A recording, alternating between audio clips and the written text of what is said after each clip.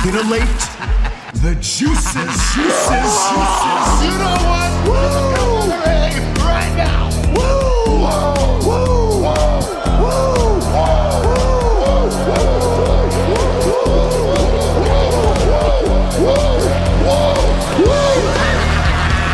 Dr. Hughes invites followers. Oh, let's see if they increase now. Me too. Yeah, wow. Dr. Hughes. Mock. He's a great podcaster. Tricky as mock. Acknowledge me. We coming for you, nigga. Fat! Yeah, Dr. Hughes, here we go. Keep plugging yourself, that's cool. First up, a man whose looks will serve your inner needs and desires. Dr. Hughes. Yes, wow. Let's go, Vinnie Mac. Get in that ring. I heard you're looking really old. Where am I? We're right here. There you go. Feast your eyes, as Max Dupree said. Not LA Knight, not this guy right here. That was Max Dupree. How am I sounding out there? Am I sounding great to everybody? Yep.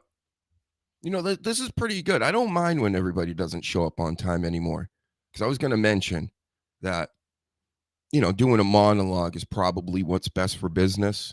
You know, I need to get things off my chest, and why do they need to sit there and listen to me? You know, if they want to be in here like the rest of yous, if you want to hear it, cool. But these other people, they don't necessarily want to hear it. They're coming on to the show and things. So shout out to them. Shout out to everybody that is watching right now. It's a Labor Day weekend. We got 3 people watching right now.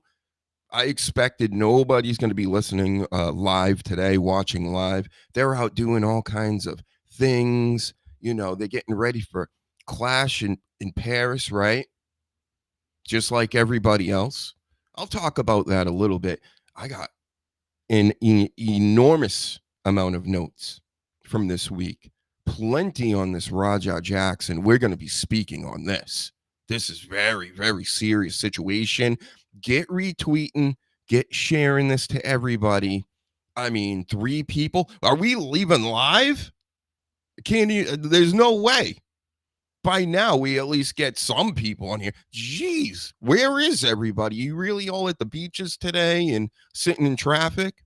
That's what you would rather do than stay home and listen to the greatest show ever? I think that's where my guests are, too. You know, these weekly guests. But that's fine. You know, Dr. Huge, Michael Jordan of this. I can do this all day long. All by my lonesome. All the live long day. I got clips. We can just do this for a couple hours. G.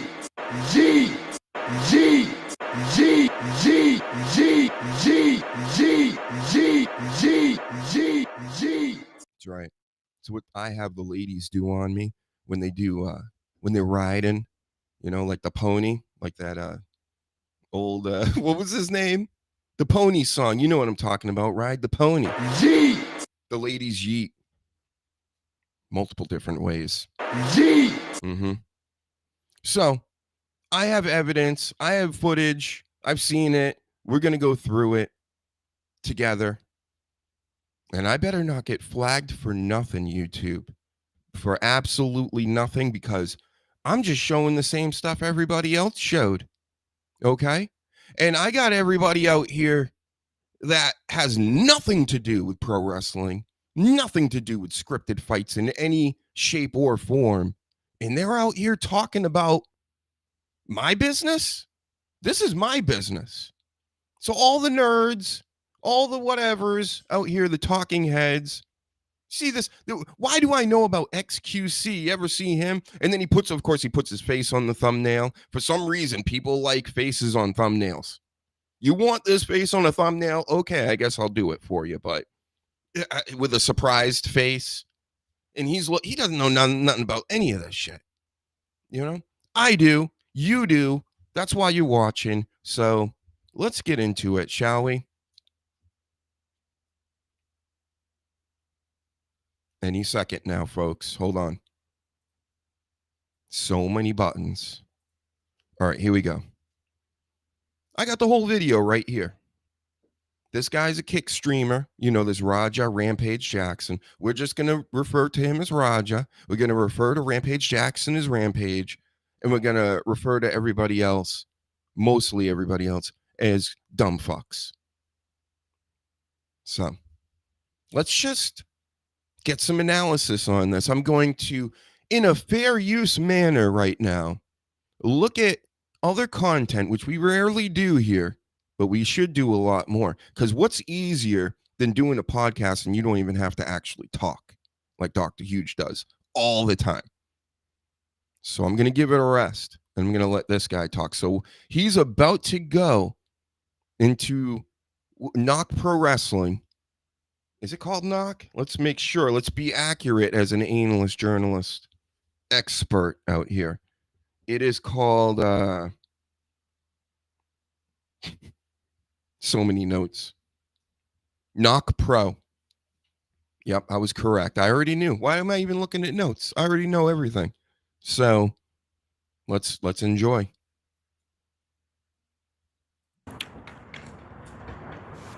He's looking at his stream.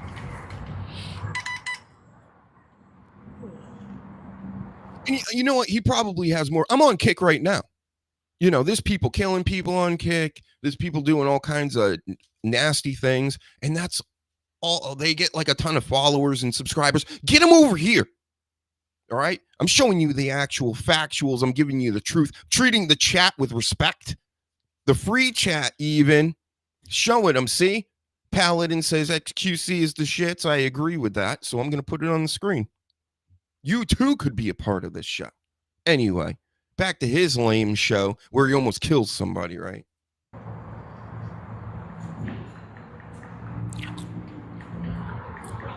This is what you're watching?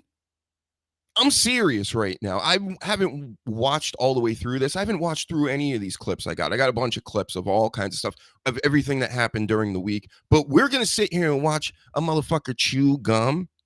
This is what you guys like?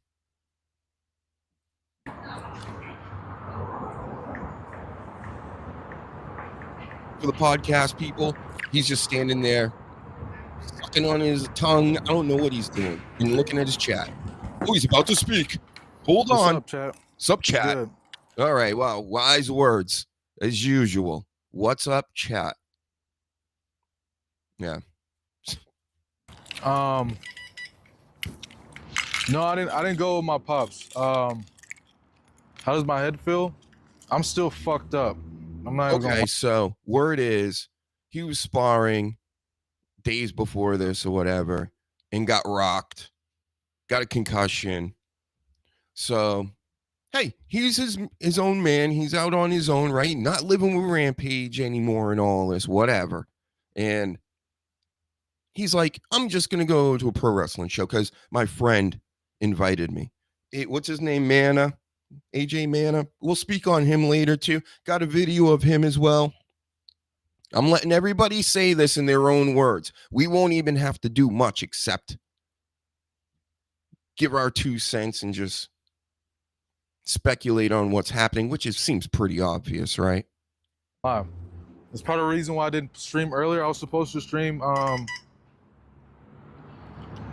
I was supposed to stream going to fucking paintball balling with AJ, but my head was fucked up. I was throwing up and shit. My dad is trying to pick up a 5 right now. Yeah, that nigga crazy.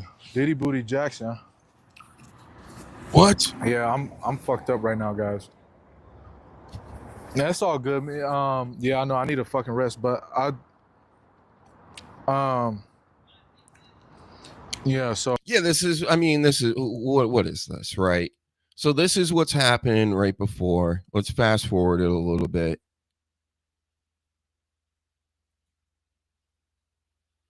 Because you were Rampage's son, that one's your next fight. Who's UIUE favorite MMA fighter? So he's got somebody carrying a camera, following him around, asking questions and things.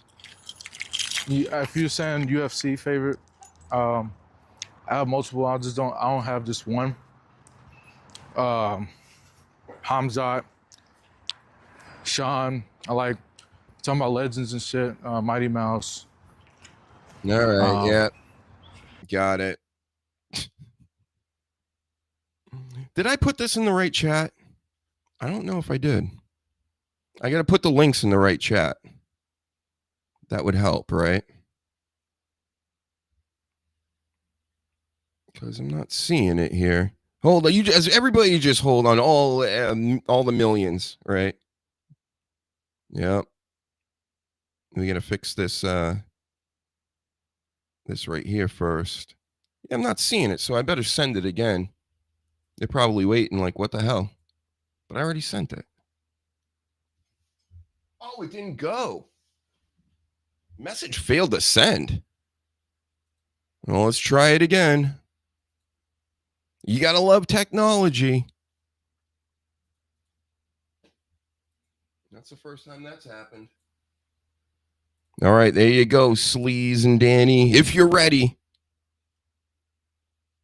It says it's sent, but the last one said it was sent as well. So, there we go. No, I'm not tired of streaming to zero. I'll stream to zero for the rest of my life. Chatbot, get out of here. Get blocked. That seems to be what Kick is good for me. Again, I think I have to go delete some people or whatever to get ahead in this game. But no. We're going to watch others attempt to do this. Shit. How is he not arrested yet, too? Say I need something. I have nothing for anybody. Does he sound like a bright guy as well? Not really. I mean, every other word is a cuss word. He's just real slow on the take here. It seems like he's not able to get into the show. Hey, what's up, Danny? Good evening. Hello. I sent you. I sent everybody the link a while ago, but it just came through as you tried to send the other one. Then I'm guessing. Yeah, it said failed to send when I look back. So I'm like, there's no way everybody's like just not showing up. You know, I thought I'd got the times wrong because sometimes if you go an hour later or an hour earlier, that's quite a difference over here. And I'm shit, maybe I'm a bit early. So I'm going through the Rampage tape right now. All right. And this guy, and we're at the very, very beginning. It's already he's just walking up to the venue, and I already don't like this kid. You know, I understand there are other people out here and they're like, oh, he's a good kid. He's 25. 25 is the year I think science even says that your brain has completely formed. Yeah. It's like you are now fully an adult, not 18 where they can ship you off the war before you know any better.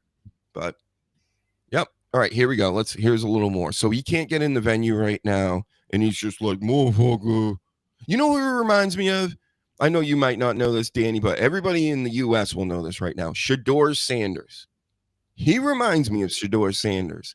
Just the entitlement and the way he talks. Like it's, again, I don't know this guy, but he sounds like a dumb guy. You know, like some people just sound dumb. And Shedeur Sanders, to me, sounds like a dumbass.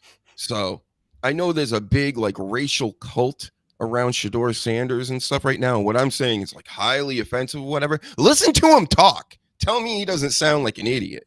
But same thing goes for this guy. So let's hear him speak some more. It's fucked up. Just give me a second. You say you with who? Like, is it really fucked up? Is it that big of a deal? They don't know who you are at the door. They're going to make sure with the guy that asked you to come over from the back. But now it's motherfuckers and fuck this and what the fuck. And it's just sit back for a minute, kid. Yeah. The tall guy is Alex.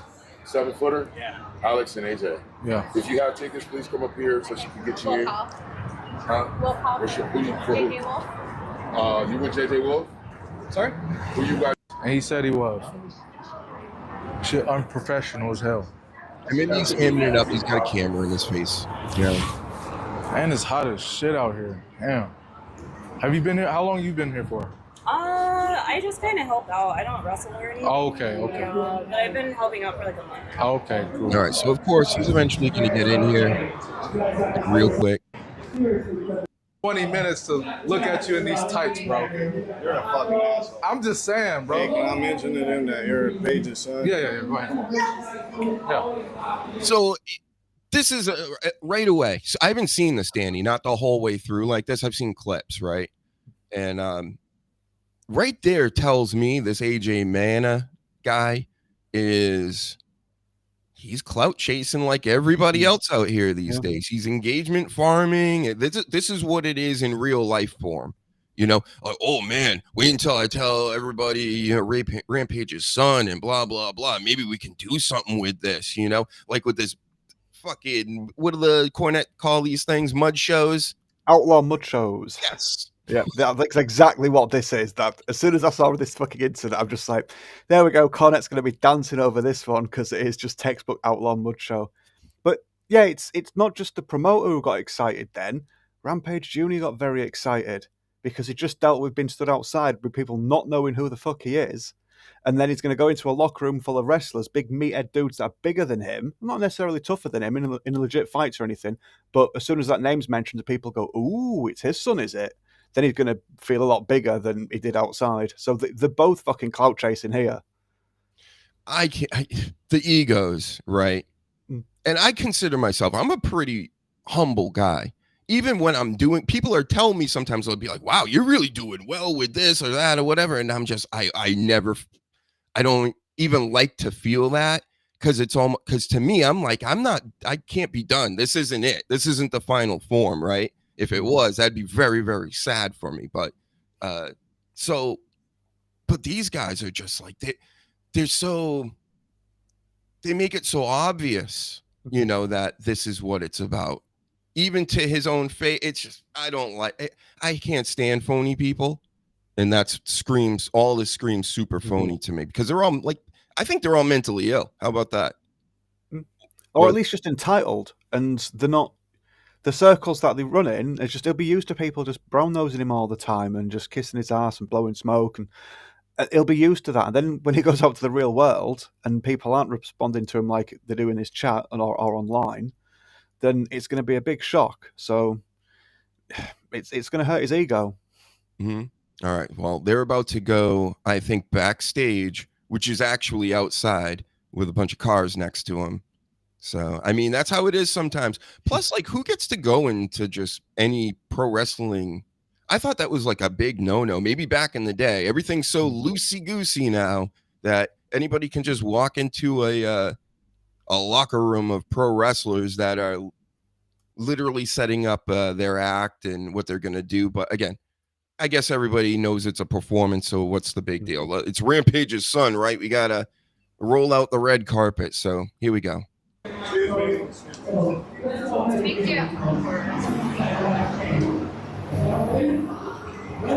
Look at this shit. Look what this nigga. He look like he's. Did you get your daily dose of ass yet? The guy's trying to help him and he's taking shots because he feels bad about what happened outside. This promoter, as much as of clout chaser he is, he's actually trying to help Rampage Jr. But Rampage Jr. can't help but be like, oh, look at this little pussy in his fucking little tighty fucking trunks or whatever. And he's taking shots, and the guy's like the only guy that's going to be helping him soon. But yeah, because he's just embarrassed about what happened outside. It's just, I saw the initial incident in the ring first and went, there's maybe going to be a bit more than this. Let's see if I like this kid anymore. But then just the more footage I've seen, the less I liked him. Yeah. It's just, we've all been around people like this. You know what I mean? Not necessarily trying to kill somebody else, but you know, where they have this air of superiority and things, and it's all, you can tell it's all just standing in front of all their insecurity, and it's just like, yep, okay, you know. All right, let's see what's. Things move pretty fast here, so he gets in and he gets right into it. It seems like. Excuse me, bro. Excuse me. Big crossbody too. What's a black man's idea of foreplay? This is Reno. Oh, What's up, big host? Nice to meet you, brother. You too, man. Come on. Yes, sir. I know you remember. Oh no. So that's a relative of Rikishi. I think it's his cousin. Yeah. Yep. And this is, I think he might be one of the head guys of the place. This is a WWE ID, whatever. I got the label on it from WWE for promotion. Huh? I think they've removed it. I think it was. Apparently, this promotion came off their website like the next day. Yep. They've been getting embarrassed a lot, WWE. The Becky Lynch promo we'll talk about later about Ozzy Osbourne and Birmingham and all this, and Kelly Osbourne is pissed. But then on top of it, the Vince McMahon stuff is what. There's a lot going on this past week, but this was, to me, the biggest story. And there's so many different angles to this thing. So this is the only one of those things you just listed that I've actually caught up with, to be honest. So yeah, that's how big it is. Oh no, I do it for fun, huh? As Presidente, I fucking hate you. I hate this dude. Worst. Nice to meet you, bro. Nah, you're my favorite wrestler here. Fuck him. You're the coolest. Yeah. Uh-oh, here comes Syko Stu, right? So he sees the camera. This is how I've been seeing it from day one. Syko Stu comes up. He's in wrestling mode because it's a outlaw mud wrestling show, right? They've been drinking. We all look at their locker room. So they're out there partying, talking about how awesome it's going to be, what they're going to do tonight, and everything like that. So they're all hyped up. They got some brewskis in them, and now Syko Stu is here, either because he heard this was Rampage Jackson's son, and maybe we can get something out of this, you know, promotion. Wrestlers are always thinking about that sweet, sweet cash, everybody. You think that they're all smiles for nothing, you know, when they meet you? And the promoter just gave him an intro as well. So it does feel like it was set up for something, even if just to get everyone's reaction, because like I say, there's a camera there and the promoter just walked him in. So yep, so here we go. And this is the big incident that supposedly started this whole major incident. Yeah. I remember El Prez whooping my ass when I first started up. Yeah, I remember that. Even my favorite AJ's going like this. He beat the fuck out of him. Yeah. Where's the real McKill at? Where's he at? You don't need to worry about him. You need to be worried about Syko Stu. Syko Stu? I just got to stop it there because it sounds hilarious. Syko Stu. So, yes, you got, look at AJ smiling behind him, pointing. Now he sits down. They all think that now we're going into the performance, right? So we can let's all relax. Now, look, we introduced our guy that maybe we were going to get involved with. Raja here. I feel like I'm going full Better Call Saul. You know, but this is just bit by bit. This is what I think is happening, right? Am I wrong? No, that I missed that before. I don't know if the promoter guy actually went around and got Syko Stu and sort of like pointed him in the direction of the camera, or if he just saw him naturally wandering over and then he starts like sneaking behind him and pointing at him. Seems like everybody's playing along. Except Raja here. Maybe it's because he had his bell rung 2 days ago or whatever. Maybe. But, you know, does he seem like the nice, kind person so far? Not really. So, okay, let's go into the main part of the story here where the problem really starts. What, you don't know me? Hell no. Yeah. Hey, I think that's a little... Oh, you don't sell it? You can hear him already. You're not going to sell it? Yeah, what the fuck was that? You're good. What the fuck was that? You don't sell it? No, he's not a fucking... That's what drunk people do. They're handsy. Like as soon as he did that too, I'm like, this dude is wasted, right? Not necessarily wasted, but he's close. He's having What a the good fuck party. was hold on. I don't play that shit, bro. Oh, sorry about Nah, that. I will fuck him we're up, good. bro. I know Nah, you will. nah. We're good. We're good. I will Sorry fuck about him that. up, bro. I know you will. I don't play that shit. Sorry about that. All right, so right here, if you're Rampage's kid and you're at a pro wrestling event and you're a grown ass man, you got it all figured out, right? How do you not know, even after this, say this initial thing, go back off and go, oh, I was supposed to like try to play along with this or whatever. And you could still be annoyed with it and be like, what the fuck? The guy just like, he doesn't know who I am really to be doing this to me. But you should pretty quickly understand if you're just like a normal human being. But this is no normal human being in my professional opinion.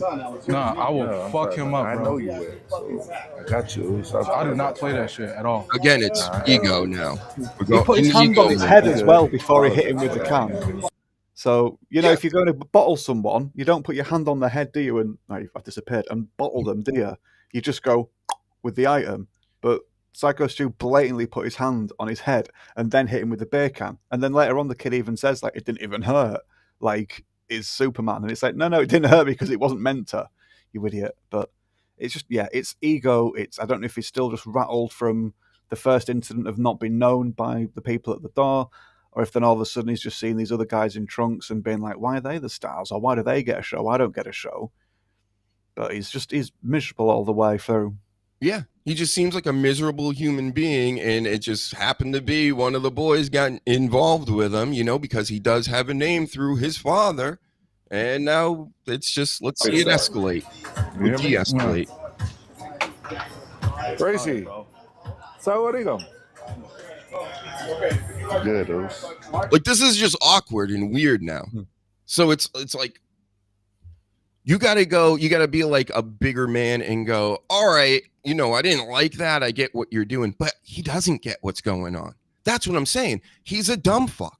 Like the way he talks, everything else, he sounds stupid. So this is clearly, and they know it too. They're on high alert now because they're like, oh my God, this guy, he doesn't understand anything that's going on right now. It's like having a pit bull around that's like, who's the bad guy? Right? Yeah. It's like, no, we're all good. We'll give you treats, you know? They're trying to tell him it's a work in a way because the camera's on them and they don't want to be like, oh, it's fake or anything like that. And it's like, if that camera was off, then they would have just been able to spell it out in like black and white English. But because they're like, we're cool, nudge wink, it doesn't get it. It doesn't understand that because all he's thinking is like, I've just been offended. And he can't drop it like a pit bull. Nah, fuck that, dude. Oh, so Stu, poquito, cámara el pie. I don't know why. Sorry about that, dude.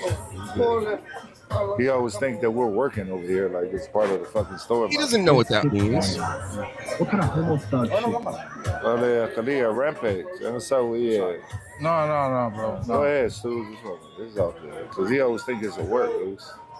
No, he's already hot, bro. And again, how do you not know? The man's reaching out to you, quite literally, and you're like, no, I've been disrespected. I can't have that. You don't understand what's going on? Really? And if you do, that's even worse. Because now, again, your ego has gotten in front of it and has gone, oh, I'm so insecure, I can't let this slide. So this is just ridiculous. Good. Oh, on the left side. Stu.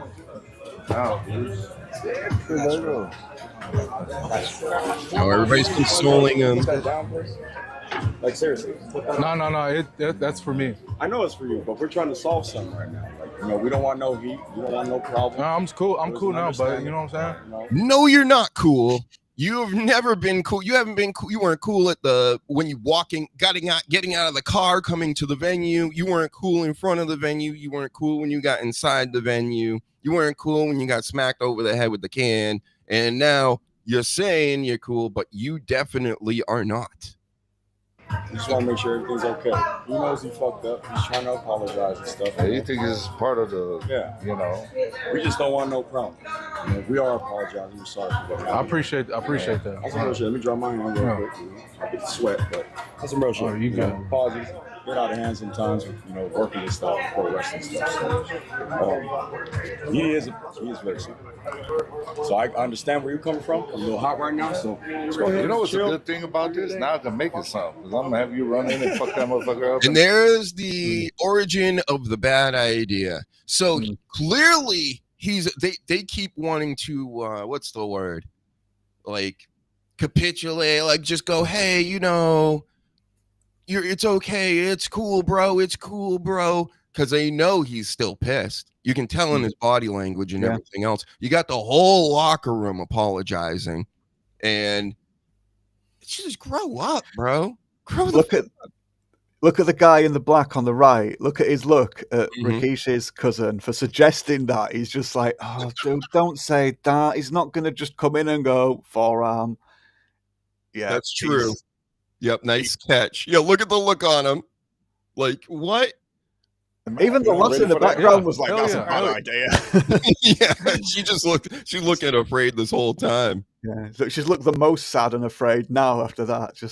But yeah, the Rampage Junior's kid's body language is just, he's ready to fight still. He's ready to start throwing hands with Rikishi's relative. Just, if that's what, happens, it's, Yep. Yeah, they said the word work like 4 or 5 times in like the last 30 seconds or something now because he's not fucking getting it, but he's still not fucking getting it. No, yeah, nobody. Oh, listen, guys, a lot of people don't know this wrestling lingo. The nerds and all of us do, and we use it because we all know what we're talking about, right? It's funny when the wrestlers are like, the fans can't say this stuff. It's like, listen, you can't have all your shit out in the street and then go, yeah, you can't do this. Stop calling yourselves heels and stop doing this and stop saying that. No, the jig's up. Everybody knows. So Philly Sports Pride says, yeah, they are always working. What the fuck are they talking about? They're instigating it all. That's what it seems like. Well, right here, this is the beginning of it, right? So to me, I don't think this is instigation. This is, again, them trying to calm the situation down because they know shit could pop off any second because this is Rampage's kid. They don't know who he is, and he's acting weird. So, just I'm sorry, we're sorry. Because we don't want to, first of all, we don't want to lose this connection to a big name in the fighting game. And also, who knows? We don't know you. You might fuck people up. Because they're not real fighters, If you can do that for me, I'll be cool. Yeah. Let's do it. Yeah, let's do that. Hell yeah. He's all into it. Yeah, let's do it. Can't wait.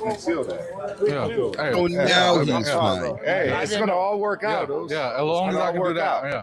It's all going to work out. All right, bet. You know what I'm saying? Yeah. Oh, yeah, he gets it. Wink, wink. You good. I got you. What's your name again? Raja. What's that? Raja. Raja? Joe, man. Nice to meet you. Okay. Hey, set it up where who's going to come in and put him Yeah, down. I'm straight. No, you good, bro. You good. You straight. Yeah. I don't know. Make sure he get it. I apologize. I appreciate it. I didn't know. I thought you were working. I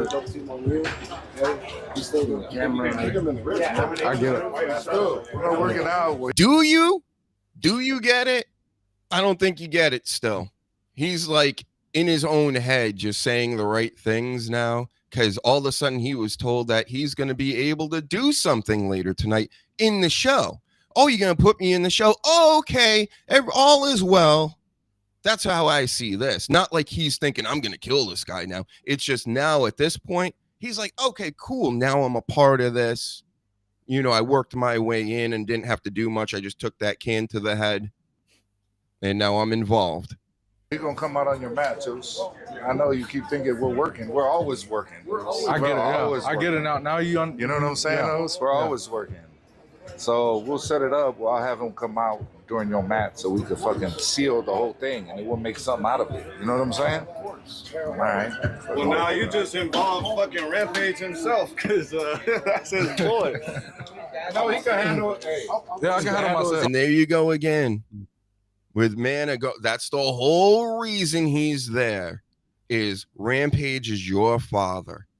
There we go again. Now we gotta get Rampage involved, right? Do you? I guess they're not really friends. This is a friends, based on convenience. So. Yeah, I can handle myself. Rampage gonna come whoop your ass. You don't need his dad. He handle his own shit. Yeah, I got my own shit. Yeah. Take him around, those. Boom. Oh, still reference. Boom, boom, boom, boom, boom. Y'all want to go chill out on there? Yeah. Now here comes the more clips. But you can this is all happening at once. Boom, boom, boom. It's the opposite of the Justice League. We gotta go brand new, like fresh, brand new. Going back in.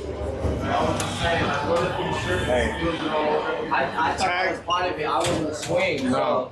What he thought was he was a pro. I just said. Yeah. Another thing is, even when we are working like that, you don't fucking. You know that's what I'm saying. But he doesn't know him like that. He don't. He's a fucking idiot. Hey. So when you run in on his shit, he sounds kind of done up too with some brewskis. I don't know if you can hear it too well, but he's like, they're partying, man. Outlaw Mud Show. Yep. You fucking give him his receipt. You remember what a receipt is? Give him that fucking receipt, bro. Tag this shit. If you got a fucking problem with it, I'll fucking run out there. Tag this shit, bro. Yep, just give him the green light. I'll get it there. Hey, as long as I get my lick back, I'm straight. I'm straight. So, soft shot with hand on the head can, empty can whacked against it, compared to a broken face. That's getting his lick back. Again, we're talking about dumb fucks, okay? He's not a well thought out person. He literally had no parents. That's what I'm thinking. Where was Rampage? He didn't teach him shit. He taught him how to be a Fruit Loop, just out of his mind. Bear. Where's Bear at? Walking Where's in. Rikishi? We'll be here a little later. Okay.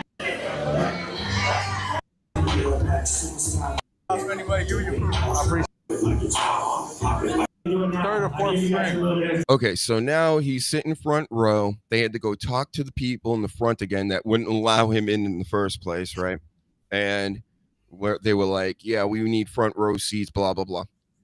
They get him in the front, and now he talks to his kick chat, and most of the time this kick chat is basically just gassing him up, telling him he's a bitch. You're not doing, oh, we can't believe you did that. You just let him do that. And, they don't care. They want to see something pop off, Wasn't his old man in the chat as well? Yep. Yeah, and he spoke to his dad as well in between at some point. I have videos of those as well. Let's see if I can. Sorry, I didn't know what you'd just skipped ahead of then. That's fine. But yeah, apparently his dad was not well. He had a bit of like got to be mean to sort of like be nice attitude towards him, and then that's reflected in the phone call and in the sort of stuff he was apparently saying in the chat, along with his regular chat. Oh yeah, this is the one. Let's see. Oh yeah, I got it all here. I'm watching the stream. I'm watching my son's stream. What the fuck? Oh, he at the pro wrestling thing. So Rampage is watching his kid there. Walk around and all this.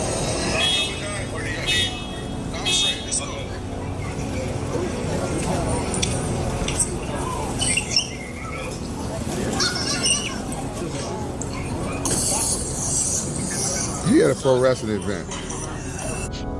Well, what's wrong with that, Rampage?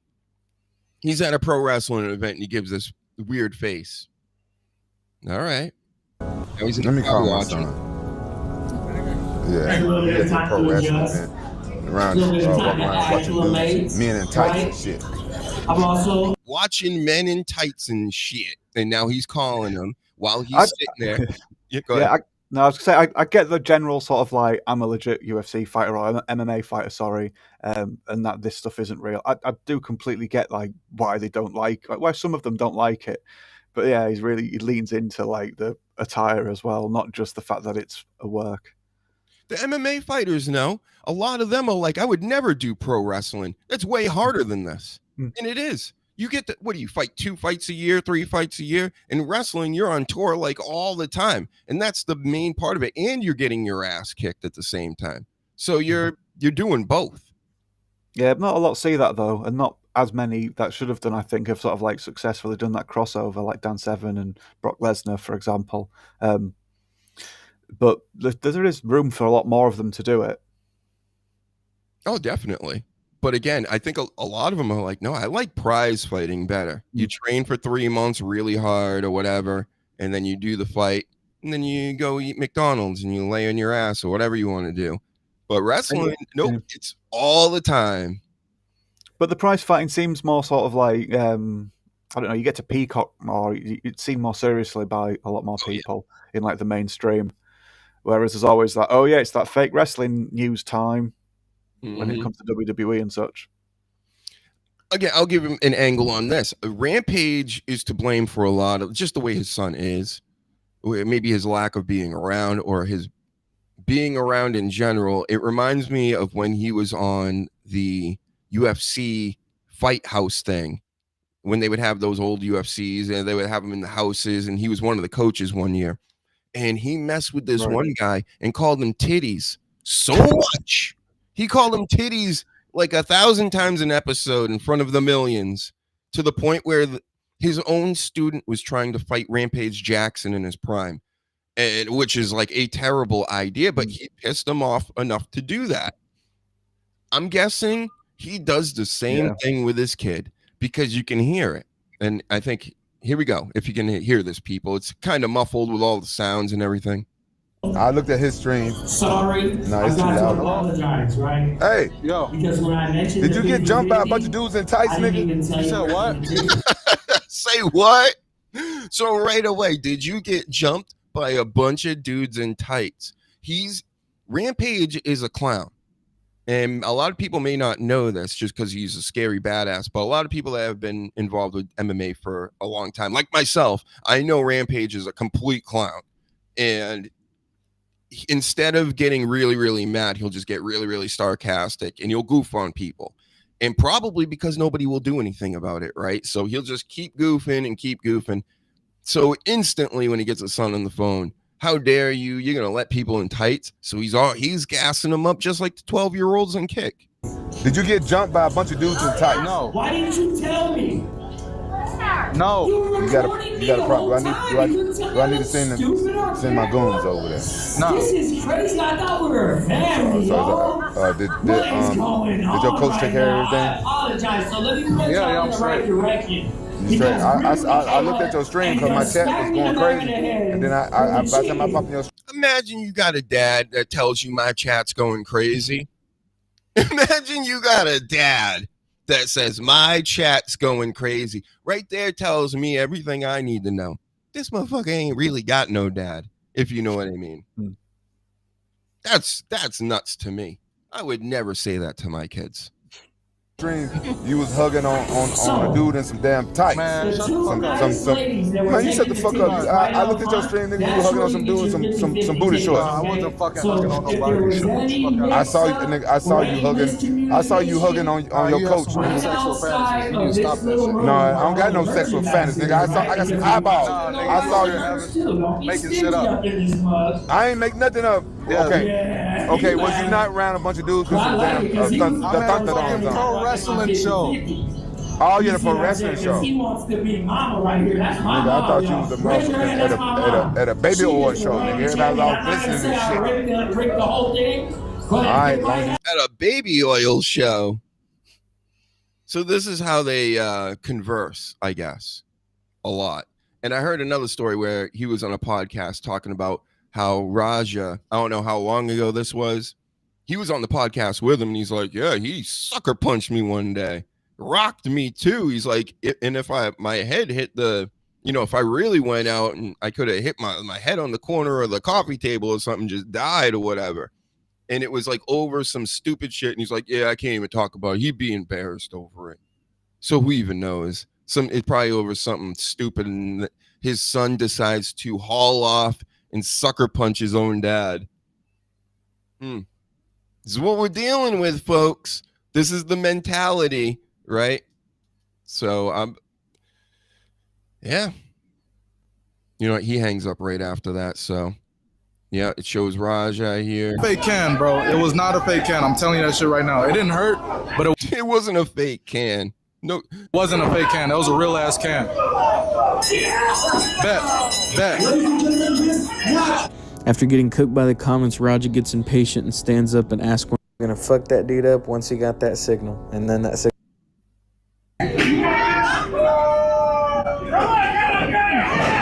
Look at him jittering. You can see him just shaking because he's just like he can't let it go, and he's just been wound up so much. And the show goes on and on here. Oh, did we go too far? Oh, this is another video. That's why I'm kind of getting lost here. I'm gonna go back. Oh yeah, sorry, you sidetracked from the first one because I asked about the clip of his. Yeah, that one had the dad clips in it. But are we back to this one? Did it work like that? No, this is just the dad one. Boom, boom, boom. Yeah, look at that. We're experts now. That's the one. 145,000. Yeah. So he starts talking to his chat. He's watching the show. It's quite a while too. Good hour. You'd be talking like this if you was in front of me, nigga. Straight up. It's a nice waiting with his chat. You wouldn't say this to my face. He's really invested in his chat. And what's crazy is he's not even filming himself. You know what I mean? He's just reading a chat where he's got somebody with him that's filming him everywhere, just like his father Rampage, who apparently hangs out with Sneeko. Why do I know the name Sneeko or Kai Cenat or Logan Paul for that matter? All these guys are cringe. They're talentless. I don't see the value that they bring anybody. They're basically used by like Illuminati bankers to like give you certain kinds of entertainment. They suck. They stink. They're not even that good at this. I haven't played Battlefield yet. All right, no music. We're getting down to it. We're about to see it. See in there already? I can't tell. Nope. Oh, there he is.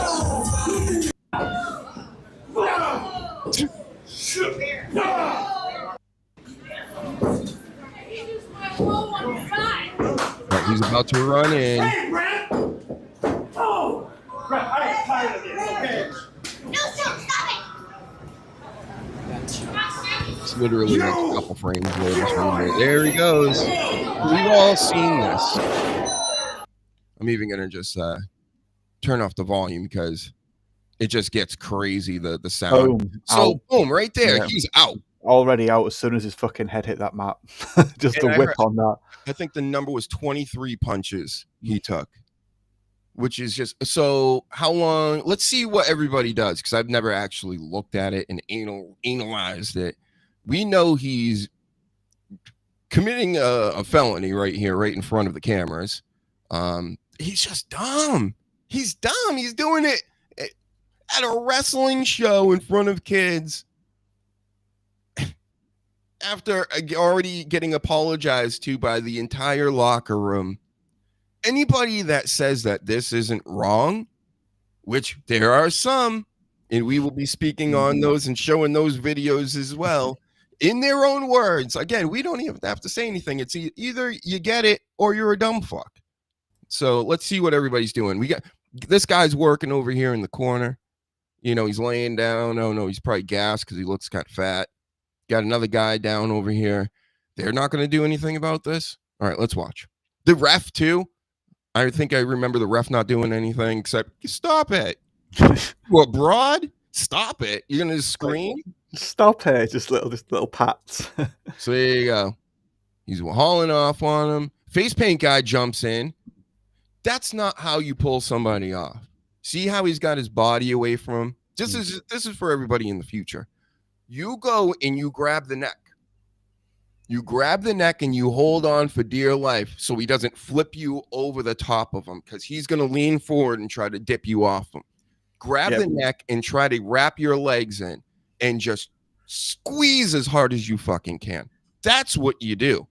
You don't try to pull somebody off that's doing this. But face paint guy doesn't want any of what Syko Stu's getting, so he's like, I'm trying to appease you whilst also stop you, whereas the guy that's going to come in a bit just doesn't care about that first bit. Just like what I would do to Joe Rogan. You got to slip it right under the chin. He doesn't see you coming. You can get him. Just put it right on. As long as you get this arm underneath and you can just hold it. And then, I mean, imagine even being afraid. You're thinking nobody else is. To me, I would think everybody's going to be jumping in, right? That's just what I would be thinking. So, okay. Clown Man gets involved and he won't stop. And then Clown Man just backs off like, all right, maybe he'll be done in a minute. He's not going to be done in a minute, bro. Like, what are you doing? So he comes back again with another shit, try to take him off, and nothing happens. Then finally a man comes into the ring. Yeah, the guy that, we're going to hear from him later as well, and picks him up. It looks like now Rampage tries to take him down for a double leg, doesn't get it. Bad camera angles. And they get him into the corner here eventually. This guy with the pillow, look, what are you doing, pal? You're not going to do anything. You're going to hit somebody with a pillow? So now they're literally, this guy's biting Raja because he potatoed him, gave him a nice little shiner there. People are talking to him in his ear like, calm the fuck down. What's your problem? We finally got people pinning him. I was going to say, they kept kayfabe. The guy with the pillow, I mean, what are you doing, bro? You did nothing. And you're going to need all hands on deck for something like this. You know what I mean? The people in the audience can't, they're like, oh my God, we're watching something now. This is real. That lady pointing. With the cunt t-shirt. Yeah. I think that's WC, right? From West Side Connection, if I believe, in the back. Could be. So they're escorting him out. I can't play the audio. The audio is just the worst sound in the world. He's got blood on his shirt. He's walking. Erection, probably. Yeah.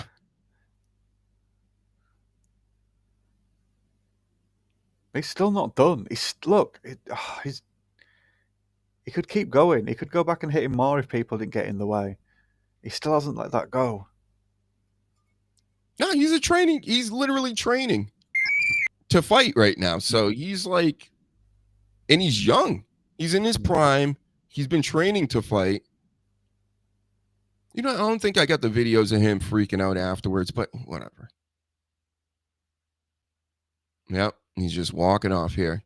So, okay, is it in this one? Hold on. Yeah, I got it over here. That's why I pulled this. Oh, we'll get to see a little Sneeko too, huh? Wow. He's a great content creator. He's really good at that influencing. All right, we're going to the other video here. Hold on, folks. One moment. Oh, no. Now I did it. Watch, one of us are going to disappear. Just hold on a second. There we go. I'm probably going to disappear. I don't want to replace myself, but I'm going to do it anyway. Here we go.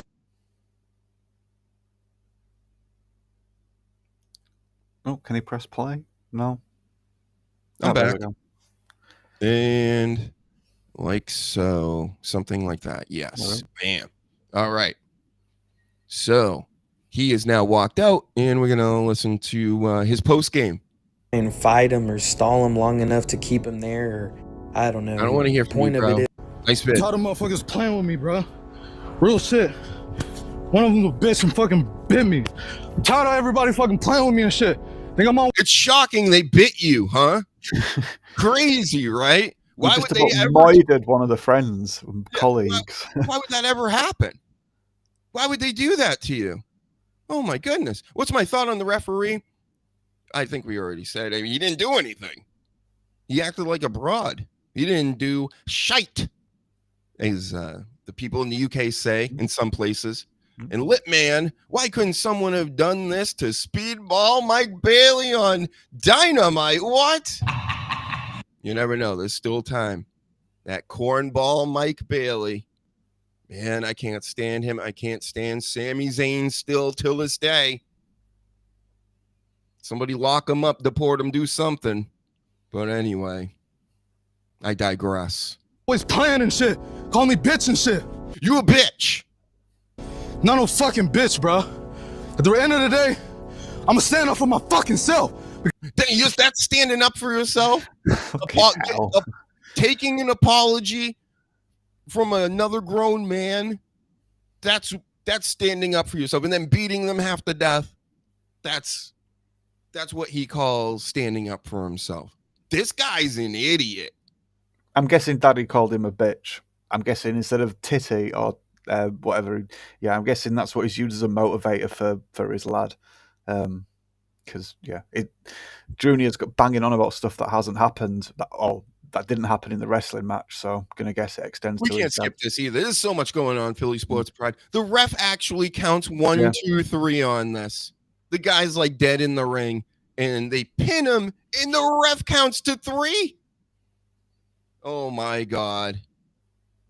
Outlaw Mud Show, baby. Go fuck yourself. These people, bro. It's just...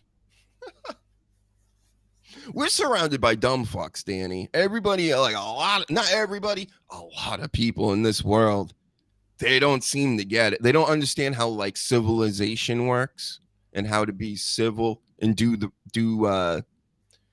correct behaviors. Like, why is everybody so just entitled? Yeah.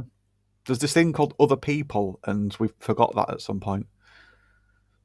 It's unbelievable. So, okay, let's listen to him, blow off more steam.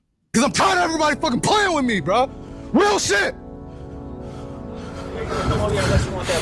On my dead homies, right? Real shit, real talk. All the keywords. Come on, man. We're leaving, man. We're walking away, bro. Yeah, it's your fault. Stop trying to make this good like you did this whole time. Making things good, trying to do that is bad for business. We don't like that. We'll try to kill somebody else if you keep trying to make explaining yourself and all this, right? So why even bother explaining yourself or apologizing for anything? I'll tell you serious. Let's go. Come on, Roger. Let's go. Let's go, Roger. Let's go. Roger, let's go. Roger, I'm telling you, let's go. You listen to me. Or is he calling him on the fight? That's what it kind of sounds like. Listen to me, Roger. You need to listen to me right now, Roger. Let's go. I don't give a fuck. You guys trying to jump me and shit? Let's go. You ain't gonna do shit to me, bro. Let's go, you can't do shit to me. You can't fuck with me, bro. Let's go. You can't fuck with me. Come on, let's go. Let's go. Let's go. Yeah, you topple. Alright, so now Rampage. This video, fucking hell. Rampage with Goofball. I can't have any respect for these people. Danny, I'm just not gonna do it. I don't really give a shit. The guy on the right's reaction though is priceless. I think it's better than Rampage's. So they're about to watch it. So he sees the slam and it's immediately his head goes up. The real guy's like, fuck, he's still going. He's still swinging. He's like, oh my god, he's still going. Yeah, it's still stuck.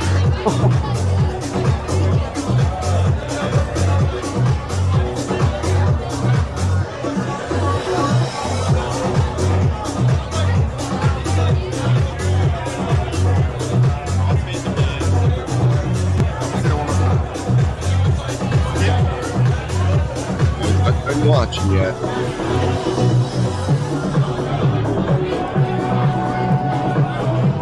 Were you at a club too in the afternoon? You know what I mean? Because his kid went to this place. It was already light out. Maybe it was later in the evening. I don't know, but seemed pretty early in the day. I remember the news came out, I want to say around like 6 o'clock or something, my time. And so this is in the West Coast. This is 3 hours earlier too. So very, very odd to, it's just what a weird life. But Roger might go to jail. He might get banned off Kick too. Oh no, not that. So he might go to jail, might get banned on Kick too. That's a big concern. Sorry, I'm not trying to get you to cut to a little side quest again. Did you see the video of Rampage saying about what the money for each of his kids? Right, cool. Yeah, I did. We can talk about it now. The Rampage set aside, he said on another podcast, because that's all these people are doing every day, are doing podcasts except mine, right? The best one in the world. So he goes on a podcast and tells these people, like literally a weeks ago, I believe it was. He's like, yeah, I set up a college fund for my Japanese kids, and I set up bail money for my black kids. Smart, right? And Litman says, hey, brah, I beat a dude within an inch of his life when he thought we were working. Yeah. Knocked him out cold before he even started swinging on him. And then he wouldn't stop. Because, again, he's obviously a dumb fuck. From the beginning of the video, he acted like a dumb fuck to the very... He probably has no idea he was knocked out. Maybe he does. I don't know. He seems really, really stupid, though.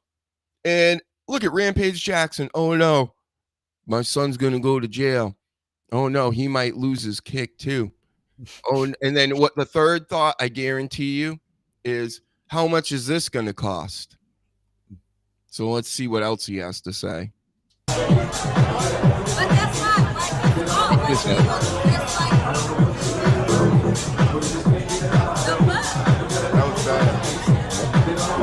I hope it was staged. I hope it staged. How stupid are you to think that this was staged? I love marks, Danny. I love especially the normie, casual, or just completely not even involved with wrestling ever, because they're always like, do you know this is fake? And they don't know if this is real or fake. You guys are stupid too. How do you not know? So I'm watching Jason Whitlock this week. I kind of watch it ironically in a way. You know, he's a sportscaster that stopped getting work from like ESPN and things because, you know, he's got conservative religious takes and whatnot. And they're just not going to fucking deal with that. But again, he's also a cornball and a weirdo in his own way. And he's like talking about this, and he's like the whole thing. And this is all he's trying to drum up the whole racist angle on it, which we can also talk about because that got out of hand too, like literally the night of and the next day. But Whitlock's like, you know, this was all staged and they're trying to get publicity off of it and blah, blah. And it's just like, well, of course, people are going to try to get publicity off of it. But this was not staged. This is not pro wrestling. If you understand anything about pro wrestling, obviously this Raja kid doesn't know what it's about, period. Doesn't know what a receipt is, doesn't know what a work is. He didn't know any of that shit. If he did, he would act accordingly to make the sweet money, right? But no. Don't you think he would be able to get into the WWE or even in the eyes of their talent evaluators just because he's Rampage's kid? Go look at Holyfield's kid. He's been doing the LFG stuff on Sunday nights because he's Holyfield's kid. So come on, bro. He fucked up in so many different levels. Yeah. If he just had a better attitude and acted normally, the world is his oyster. But no.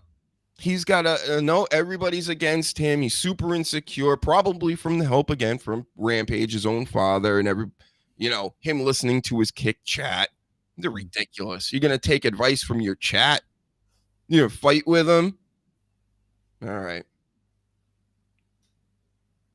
And thank you. Exactly. Well said, HUGENSTEIN. Trashy family. Shake my head, of course. Very trash. That's trash to the highest levels. And if you're telling me, oh no, I'm wrong, and there are these people out here, they're naysayers, they're engagement farmers like Rob Van Dam. How dare you, Rob Van Dam? I got you on my wall. I almost took you down the other night because you wrote a tweet that you are on Raj's side. Oh, I'll talk more about this on my podcast. I know what you're doing. You don't mean that. You just want people to listen to your podcast, and you're going to do it an hour or two after a man got his face punched off.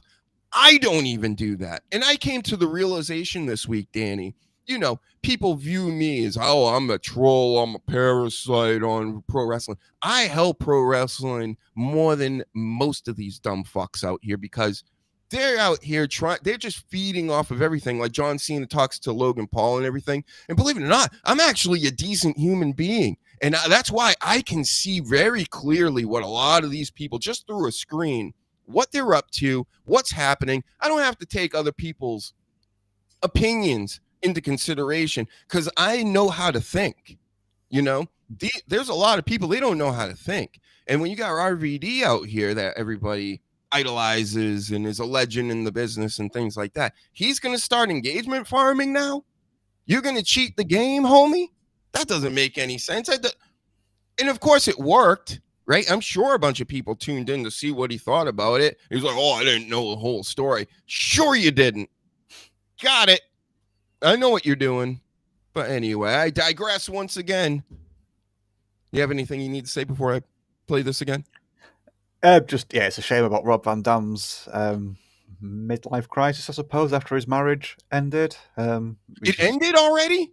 No, the first marriage. Oh, okay. He was married to a lady for a long, long time. From what I gather, I don't know if it was like high school sweethearts or anything. But then he got with she's not a porn star, but she may as well be in that. She behaves like one on screen. And then there was like her friend, so there was like an open throuple situation, which is just attention seeking. Cool. I like that. I like the sound of that. But this other stuff, someone's always going to get jealous. It sounds like a great idea on paper, but someone's always going to feel left out eventually.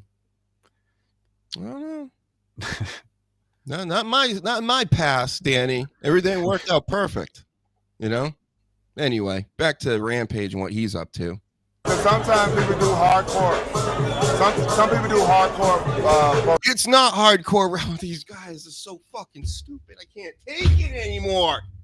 The guy on the right gets it because look how frantically he's typing to try and see if he can get a hold of get a grip on the situation.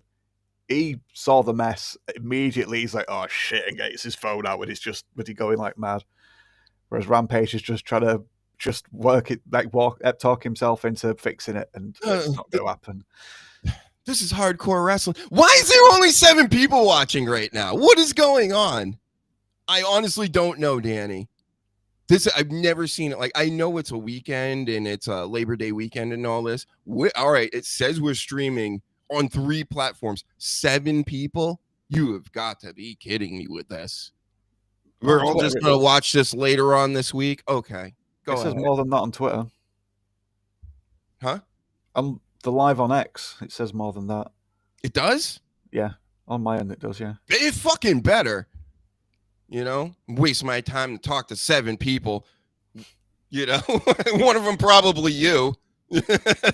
I'm guessing that's just maybe YouTube, but no, there's more people than that watching on Twitter. God. Oh. I'm ready. I'm gonna go Roger Jackson on YouTube one of these days. Anyway, tell us more. What's happening? Right? It's hardcore wrestling, right? So breaking somebody's face. Wrestling. Chat. What's that? Don't ever say chat like that. This is a word of advice to all the streamers out there. Saying guys and chat, it's cringe, it stinks, it means you're a noob. Fucking suck it. You suck at everything now, bro. I used to root for you like against Chuck Liddell. How dare I ever do that? I should have rooted for Chuck Liddell. but you fucked him up. You knocked him out so bad that he then started getting knocked out every fight. that's how bad you knocked him out. Every fight after that, Chuck Liddell got knocked out. So you look at the other guy's face as well with Jackson asking the chat. He's like, don't look at the chat. Don't fucking ask them. Exactly. Do not ask the chat, Rampage. What are you doing? All right, we're back. Raja. Hello?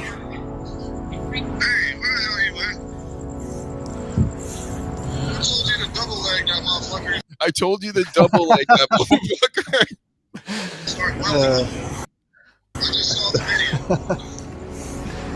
Shit pissed me off though, Andre. I understand that, but now But I'm mad. You know where I last heard this? From a fucking 6-year-old. Yeah. That's the last time I heard somebody go, but I'm mad though. Because how do you not know how to deal with your feelings at this age? So you get mad and you might kill somebody? Go to prison. Figure it out. Have a seat. can't wake the nigga up. He's fucking in the ring, fucking flatline, bro. My bad. You didn't have to do all that shit. I understand y'all had heat. You didn't have to. I'm sorry. My bad. I'll call you back later. Yep. Whoops. I told you to double leg him. Not What's take a his double leg? face off. Yeah. Oh, it's just unreal. Unreal. And I understand the adrenaline's still going with him and things, but my goodness, bro, you need to go away. It's Saturday. This happened last Sunday. This motherfucker hasn't gone to jail. How? What is it, because he's in California? Is it really because of this? Your politics and your way of life out there is so horrendous that they will literally let attempted murderers just walk around in public after they did it, when we all saw it on camera. That's what we're doing now. California. Governor Newsom, right, as the Trumper calls him. Now, again, I don't like any of these people in politics, but how the fuck? If this was me, again, for some reason, if I do a fraction of what anybody else out here in the outside world does, outside of Hugen Studios, I'm taken to task hard every time, my entire life. Now you can do stuff like this. They're investigating. What's there to investigate? This video. Post-game, pre-game, everything. You got it all. But as long as it doesn't send any mean messages on the internet, then that's what we're dealing with over here. So yeah, like you say, people can behave like this, and that's fine. But we've had like mothers imprisoned for like tweets they've deleted and deeply regretted. It's like, cool. I know. That I got to show it now. That's a good point. That tweet, I sent it to you earlier this week. Let me see if I can find it. I better not play it because I can't play memes or anything. They'll be like, "Oh, that's copyright and content, whatever." It's basically the gangs of New York where they're pulling out the knives and the hatchets and everything. You got people over in the UK doing that now, like the little kids, the little girls carrying knives and stuff, so they don't get graped out here. Knives and axes. Mm-hmm. Hand axes, yeah. This Jackson family strikes me as more of a Trump family, if that makes sense. I mean, anything could be possible. Again, I'm not everybody knows, anybody that's been watching this, I'm not a big politics person because I know there's one team, there's one party, nobody's doing anything for us. Everything's done behind the scenes, pro wrestling wise. I understand wrestling and I understand that politics is wrestling. Sure, I would like to believe that Trump, he's the president right now and he's going to do what's best for all of us and everything. Where's the tapes? And until, some people start going to jail, and not even just for that. How about for anything? How about for that thing that happened in 2001 in September? How about for the COOF and the wonderful products they've given to us after that? I don't trust any of these people because they're all on the same team doing the same thing to all of us. So if a knucklehead like Rampage did end up being a Trump supporter, is a hardcore liberal, it really doesn't affect anybody's lives. But the fact of the matter is we got guys out here having kids, and then they don't raise them, and then they grow up to be like this, and they don't know what a work is, a shoot is, a receipt. They don't know nothing. And if you're in the fight game, you should know a little bit about pro wrestling, even if you're just training MMA. I mean, most of these guys grew up pro wrestling fans because it's wrestling. It's a base of a lot of martial arts these days, which really shouldn't be. You shouldn't be able to hold the guy down for 5 minutes. That's not martial arts. That's holding a motherfucker down for 5 minutes, So people will be like, who's that guy that just retired recently from Uzbekistan and one of the fucking stands over there? And he's nasty, like a Russian guy. Not Cosmo, the other guy. But he just held everybody down. I get it. That's a great way to fight and everything. Not necessarily entertaining. Anyway, I digress on all this. Let's go back to the videos again. Let's go. Ready? Get in the car. Let's go. Little kid. As you can tell by the heavy breathing and the pacing around, do you think... Fucked up. I was throwing up and shit. That was that. And this was at the beginning of a lot of people trying to go, well, he had a concussion days ago, so of course he's, he shouldn't have been there, and it's not really his fault. So, all right, we're going to get into the next segment of this. We're going to start with Chael Sonnen over here. Oh, damn it, I did it again. Hold on one second. It'll take me one moment, everybody. We're going to talk about this Chael Sonnen.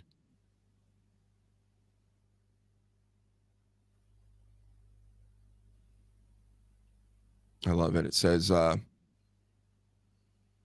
MMA fans turn on Chael Sonnen for Raja Jackson reaction video. We got to hear some excuses. I love hearing excuses. The greatest social media following, but it's known for that. Other people will tell me like how envious they are, how you guys always back me, how you realize I'm the out. I can't play music. Hold on one second. We're getting the ads, right? Why don't I have YouTube? I'm poor. Yeah, I'm just poor. About Raja Jackson. And Joel even says to me, I mean, he's disgusted. I can hear it in his voice. I mean, I've known Joel 30 years. Like, he is legitimately if you weren't disgusted with that, there's something wrong with you. It's like when the cops show like a serial killer pictures when they catch him, and they're looking for a reaction, and like this, they go like, "Oh, this guy had like zero reaction to this, lady that was beheaded in this picture," where the rest of us would be like, why are you showing me this? So yeah, most of us, Chael, we did not like this at all. Disgusted with me, of which is a word that he actually used. I'm disgusted. And he goes, I know why you did that. I know why you took his side. You're trying to be controversial and get clicks, but oh, and this isn't the initial video. I never seen this video. This is actually, he's now coming out, and he's going to double down now, it looks like, on what he thinks. So let's see it. Yeah, you're on the wrong side of this. There was an attempted murder, and he's going on and on. And much like the people in the DMs, and much like the people that I heard from on social media, you didn't see the piece. Yeah, I mean, it's about an 8 or 9, 10-minute piece. And what you're describing is about 8, 9, 10 seconds. So I let Joel yell at me. And he's telling me, he said, that's an attempted murder. It isn't. That wasn't. He got, a guy tried to pull him off in the wrong way, as I told you already. But tried to pull him off, and he shrugged him off and kept punching away. he was not going to stop until a grown-ass man like that other guy went in and made him stop. So that was attempted murder. I don't know what you were watching, Chael.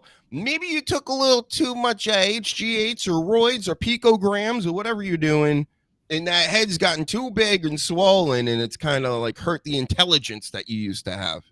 But that was 100% somebody trying to kill somebody else. And I said, all right, Joel. I said very calmly like this. I'm acting this out for you. This just happened. I just hung up. I said, all right, Joel. I said, if I would have called the police from a payphone anonymously and told them that I saw you do that in a 7-Eleven parking lot, you would have been in handcuffs hours ago.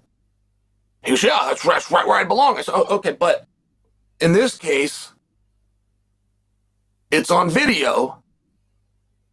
The police are in possession of the video, and they have not made an arrest. That is the talking point. Is it? What is he talking about, Danny? Well, if that's important, then surely what happened, and it didn't. No, he lost me with that one. I don't know what he's even talking. I honestly don't even know what he's talking about. Attempting to understand why is the entire talking point. And the psychology there is very fascinating, of which judge, jury, and executioner has decided they got the evidence, they got the premeditation, because Raja said, I'm going to go in and I'm going to hit him for real. And there's it's all there. What are we talking about? This is so performative. He's just trying really, really hard. He keeps trying to make points and like wave his finger and tap his hand, and they're not in time with each other. And it's like he's trying to act, and he's not. This is what gaslighting is, right? Yeah. It's like, no, you got it all wrong. Are you okay? Because this is how it is. And it's like, no, we just saw how it was. But he says that's not real. Okay, well, let's hear more. The video in the back of one of the wrestlers that's lining this whole thing up that tells him, get your receipt, hit him for real. Just do it in the ring. Before that, 23 times? Yeah. There's a gimmicked can of beer busted over Raja's head. Raja tells his live stream. First of all, there's no such thing as a gimmicked beer. All right. I understand he's a wrestling fan. He knows the lingo. He knows what's going on too. There's no such thing as gimmicked beers. There may be a gimmick table from the company itself, tables, chairs, things like that. But most likely, not even the chairs are gimmicked most of the time. They're just fucking chairs, you know? But to think that, what's a gimmicked beer? It was open. It was half drunk or empty. Yeah. You know, like, yeah, whatever. Gimmicked. For 50 subs, I'll knock this guy out. Something along these lines. Well, what you just described is every wrestler that was on the card that night. Every single wrestler hit the opponent they had, whether you won the match or lost the match. Every opponent took a fist, threw it at him for the entertainment of the crowd. Supposed to be controlled working shots is what they call this. Raja was throwing potatoes. Live round. But your idea that you have all the evidence that you need and you can prove premeditation, which escalates this, by the way, from an assault to attempted murder. That's why people are saying it's attempted murder. Because he sat there and talked about what he was going to do before he did it. That's what, and he's acting like we're crazy. You're crazy. What are you talking about? We already went through the tape. We saw him before, in the middle of it, and after be a lunatic. But no. Our eyes are lying. Our ears are heard the wrong things. And we're just misconstruing all this. And he was just doing whatever anybody in the wrestling world would have done, Danny, right? Yeah. In fact, it is our fault because we misunderstood the situation. So For us to misunderstand it and then provide misinformation to other people, just what set of bastards we are. This guy's spot on. Go fuck yourself! All right, you got to hear more. I can't believe he's going to go on even more. And all the evidence that you need, you've got. Because Raja himself told his live stream that he was going to do this. And he was going to do it to seek retribution for the disrespect he was shown for being hit with the beer can. Once again, before we get into whether I saw exactly what you saw, but before we get into that, what did he see? He went in there and kissed him on his cheeks. Is that what he was doing? Back and forth, just kissing him on his cheeks? Is that what we're you discussing it from a standpoint, okay? And you always have to remind people of this. You do not get to go arrest Al Pacino for selling cocaine and chopping people up with machetes because you just watched an episode of... So, yeah, we see what he's doing here, right? False equivalence. Chael, you really think we're this dumb? You know, I like Chael's son, and I kind of take him as like an anti-hero in a lot of ways. You know, he'd always be on the gas, wrestling legendary wrestler, other fighters and things, Anderson Silva fights and this and that. But you were cheating, you know, and we kind of, everybody let it slide because you're good at talking. You ain't that good at talking. Nobody's this good at talking where you can talk people out of what they just saw. You know, you're no MK Ultra, you know, government asset or anything over here. You're not that good at this where, you know, magically Epstein's gone and things like that. Like they Jedi mind trick you and go, yeah, that didn't happen. He's trying to do this. It is definitely not working, bro. Scarface.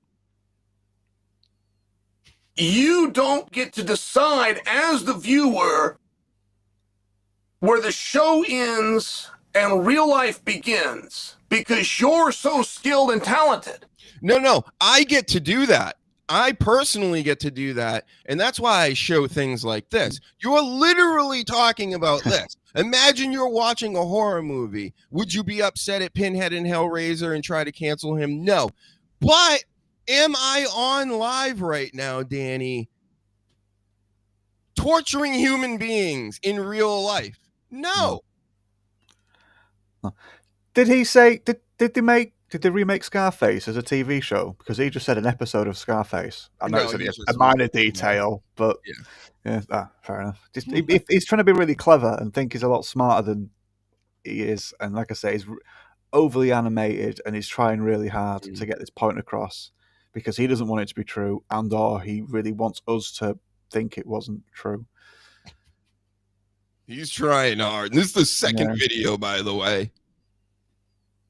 That a good worker doesn't have the ability to fool you. Yeah, he fooled us. This is the second video. Who do you think he's fooling? He's just, so Rogers, he's going the opposite direction. I'm saying he's a dumb fuck from the beginning. And I'm trying to figure out if there's any semblance of a, human being in there that may not be, 60 IQ or whatever. He's saying the opposite. He's saying, no. He's 160 IQ. He's got it all figured out. Those were working shots. And we've got the 60 IQ because we didn't realize that. You see. There we go. We're the dummies. Yep, got it. We got worked. I have no idea what's going on. Yep. And I'm going, yeah, but John Cena just did that. John Cena never did that. Never did that just the other day. Never did it 20 years ago. You're out of your fucking mind, bro. Holy shit. Holy chung shit. That is some crazy talk. I mean, I've never been outraged like this before on any stream. This is so easily outraging me. Man, look, keep it going, man. He just keeps outdoing himself. He just did that it sold 80,000 live seats that booed him on Monday night, and by the pay-per-view on the weekend, We're cheering him. And what I'm sharing for you is that if you're in the position of the police, before you go in guns blazing and throw a guy down because of a professional wrestling match you've seen, you do not have a choice but to speak to what you were declaring to be the victim and say, what do you want to do? You agreed to have this guy that's never done a match that you were told on video is... It's their fault. It's Psycho Sid's fault. He's like, all right, I'll let him run in the match because I didn't realize he wasn't a wrestler. So it's his fault.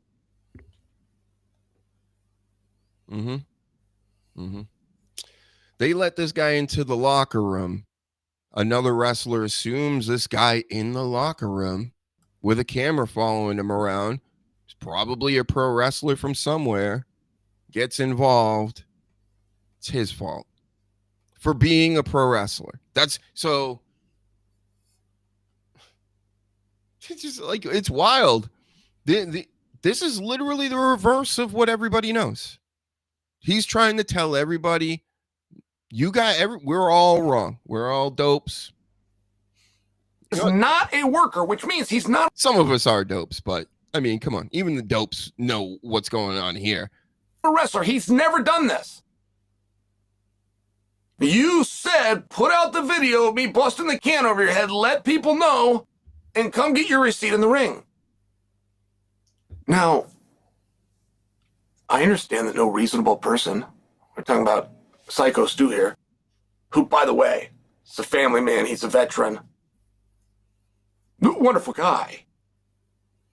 None of us are led to believe that he thought he was going to get his jaw broken and his teeth knocked out. But that is a very common thing for a professional wrestler to tell somebody that's never done it before. I understand what you're doing. All right, we're done with this. Get out of here. Who's next? Bye-bye. Oh, hello. I got another one for you. One moment, everybody.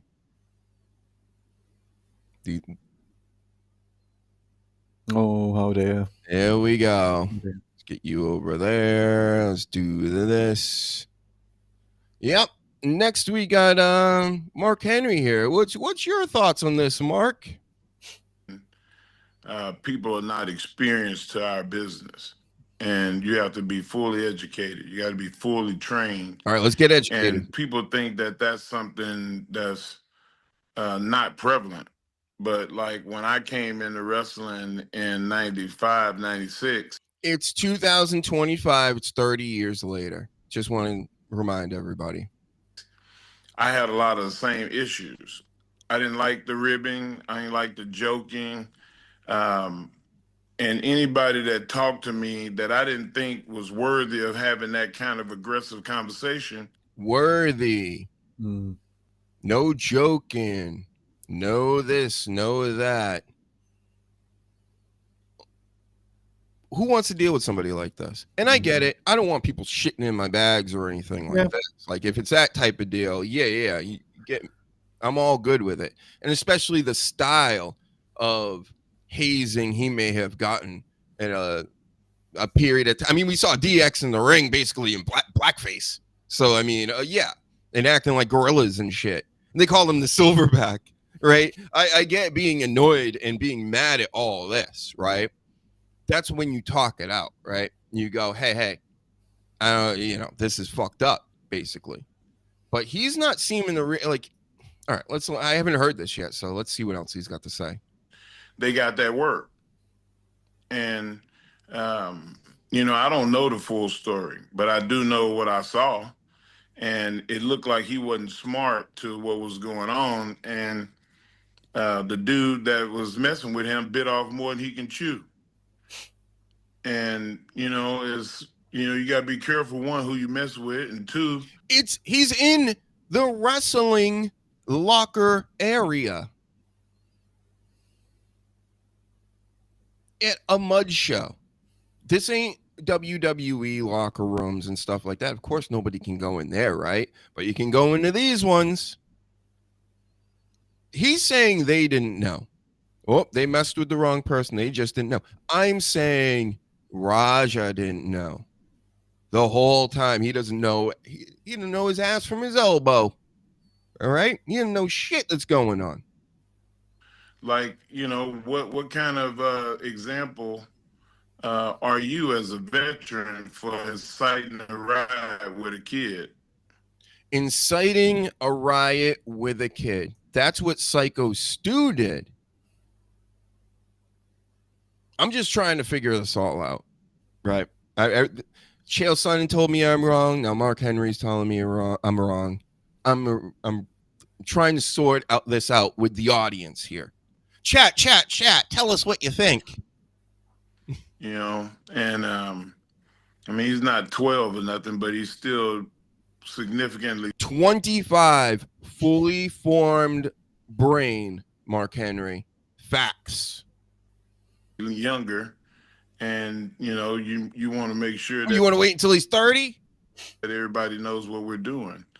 Now that there's shows out there, like Unreal, where people see how educated and well taught and experienced you have to be at.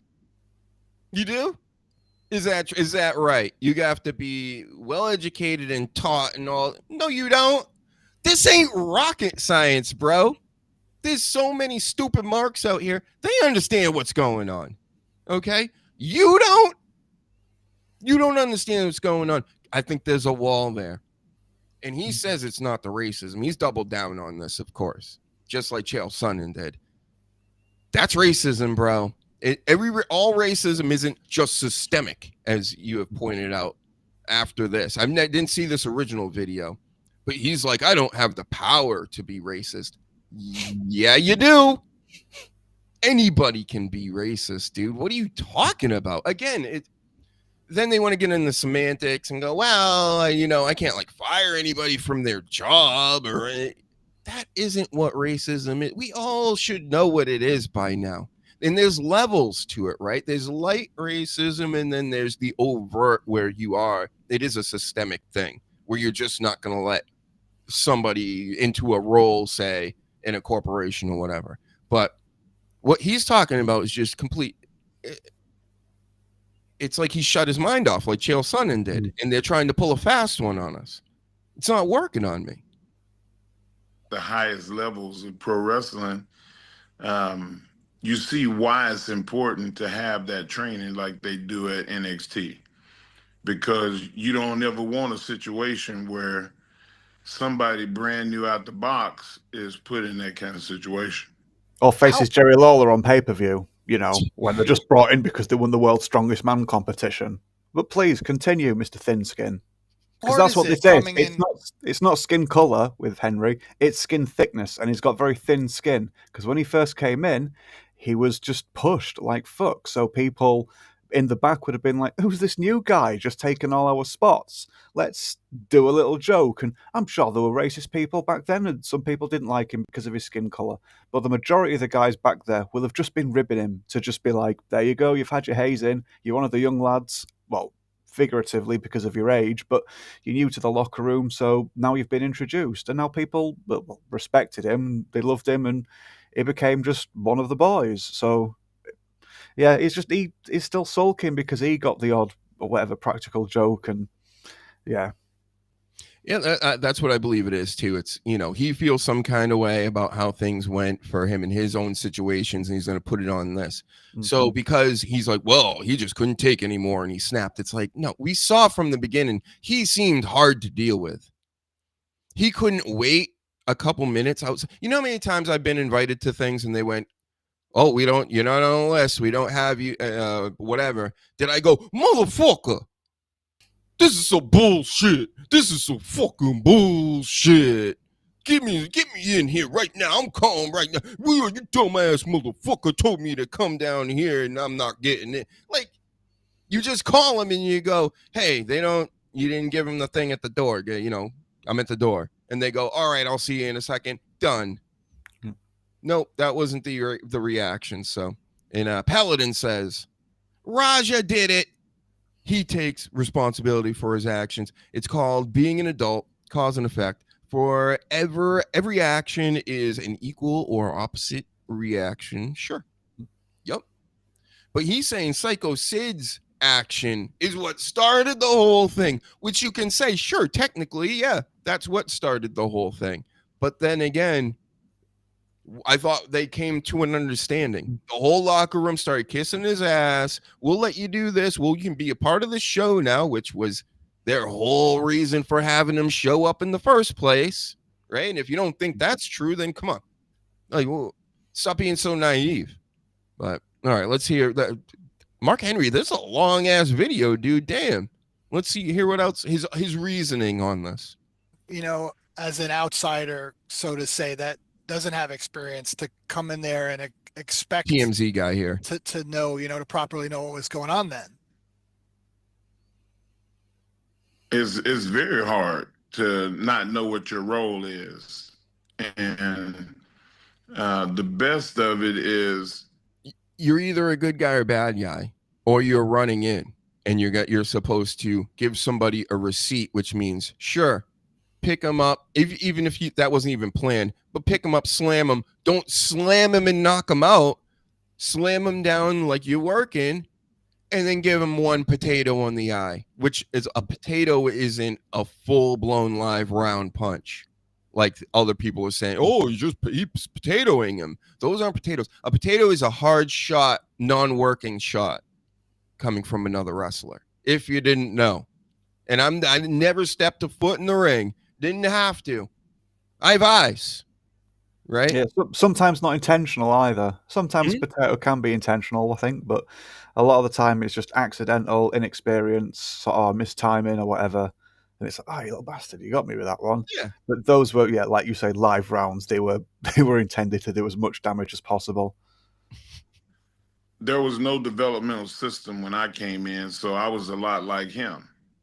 But the system today, why you don't hear that very much, is people go to wrestling schools, and the first thing they get taught is go in there and be quiet, don't say nothing unless somebody says something to you, and respect the people and then beat them to death. Right? Let's fast forward here. How bad a look is this for the sport? Just everybody seeing this, and I believe the school is a WWE. That's not the ID program, first of all.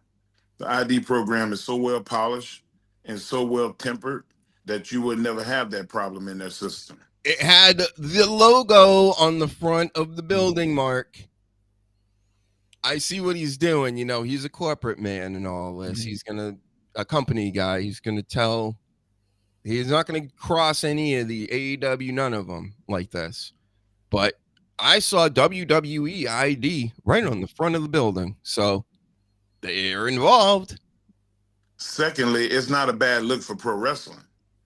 It's a bad look. Of course it's a bad look for pro wrestling. A lot of people that don't know anything about pro wrestling, this was like the biggest thing in the past week.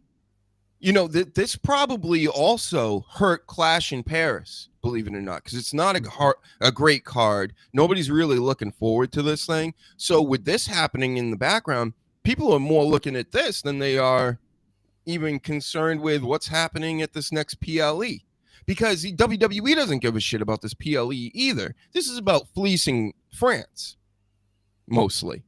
And taking money from France. This isn't about any. They got WrestlePalooza in a couple more weeks that I won't be watching. For the company that he performed at, and it's a bad look for him, and it's a worse look for the guy that got beat up. No, it isn't.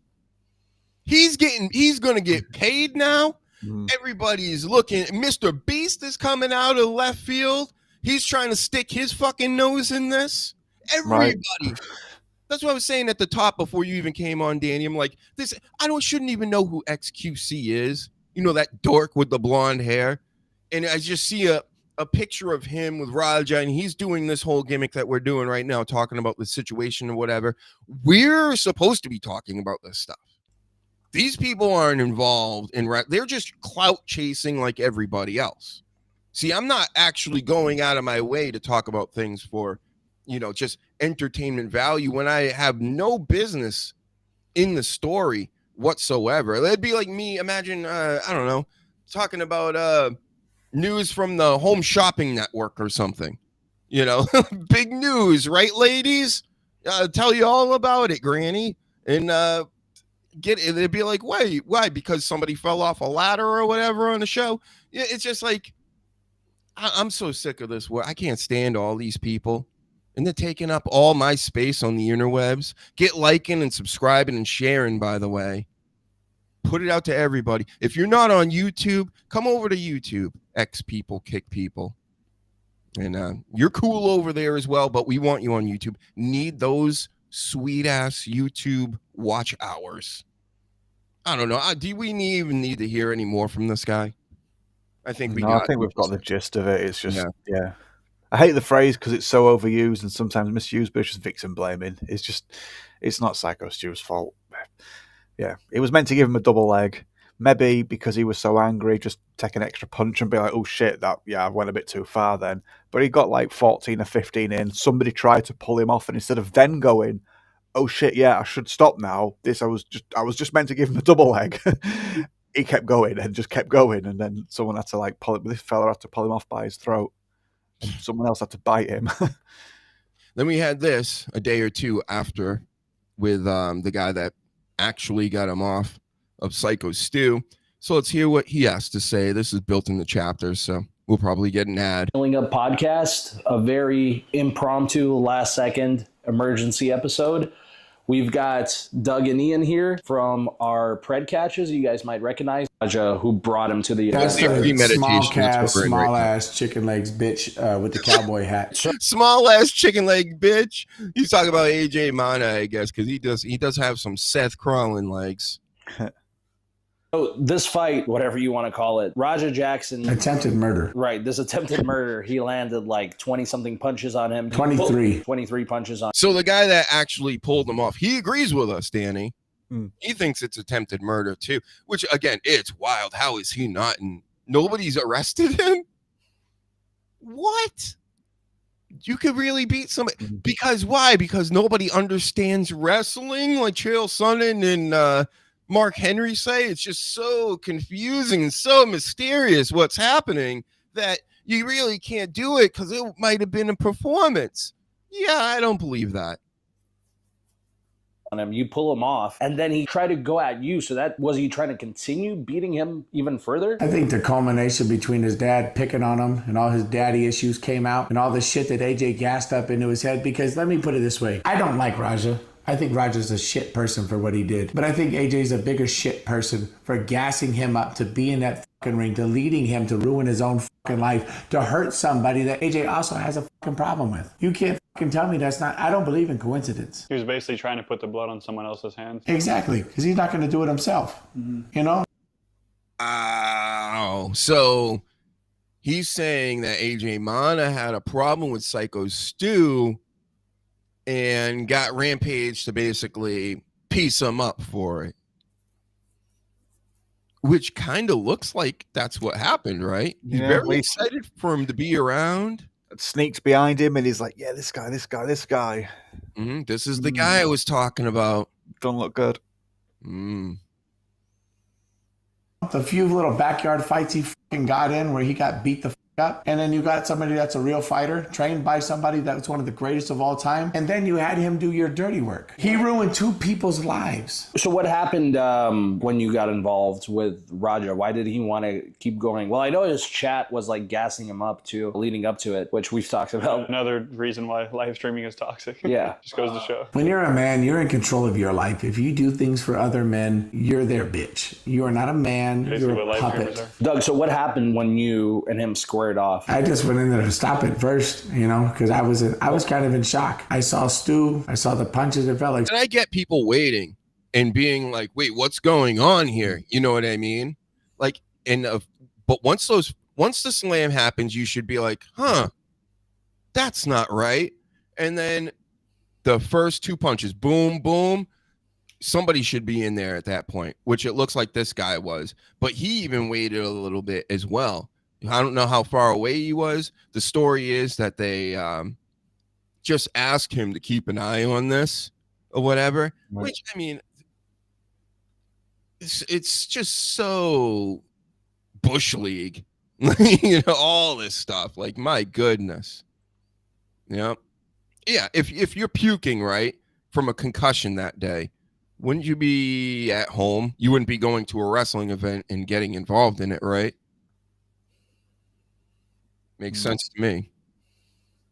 Slow motion, I'm looking around, I'm looking at Stu's friends staring at me, not running in. I'm only running in. Somebody f***ing pinned Stu after he almost got beat to death. People are so chicken shit that they don't understand violence. They don't understand what's going on. They don't want to partake in anything. They weren't willing to save their friend.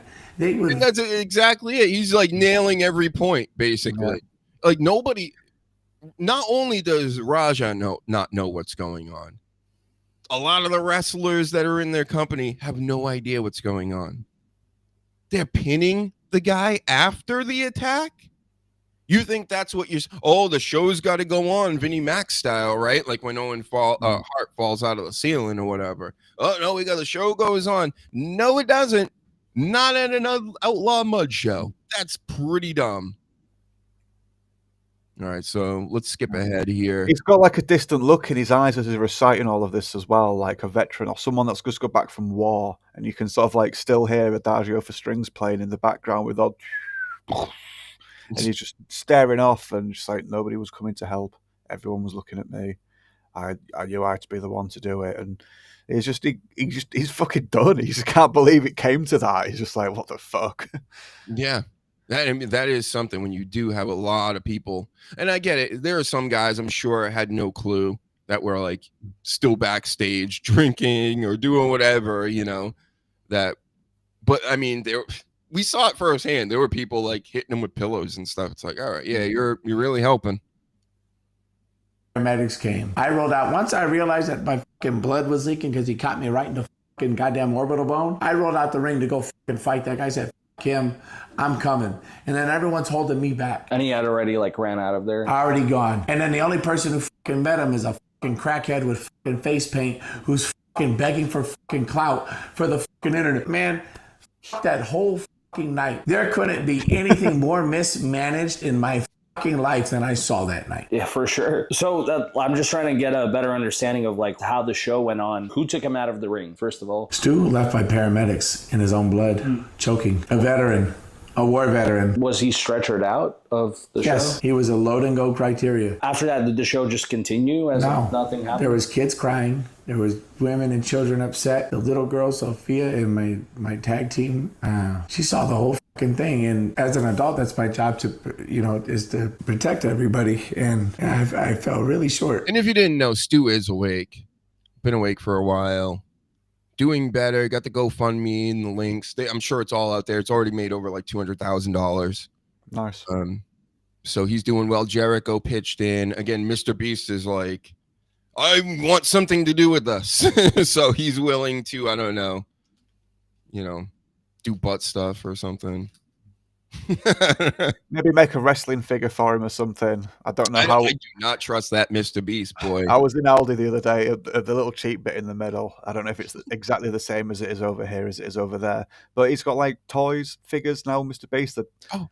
I didn't know he had those. I'd seen the drink, I'd seen the candy, I'd seen the Lunchables thing, but yeah, I'd not seen the Mr. Beast. I can't remember what the card. Is that what we're doing, parents? We're trusting Mr. Beast. Do you understand what I'm saying right now? Mr. Beast. Dr. Huge, cool Mr. Beast. Mr. Beast. But he has good friends and good sidekicks that never get into any problems or have like bad reputations. That's totally age appropriate for children. Mm-hmm.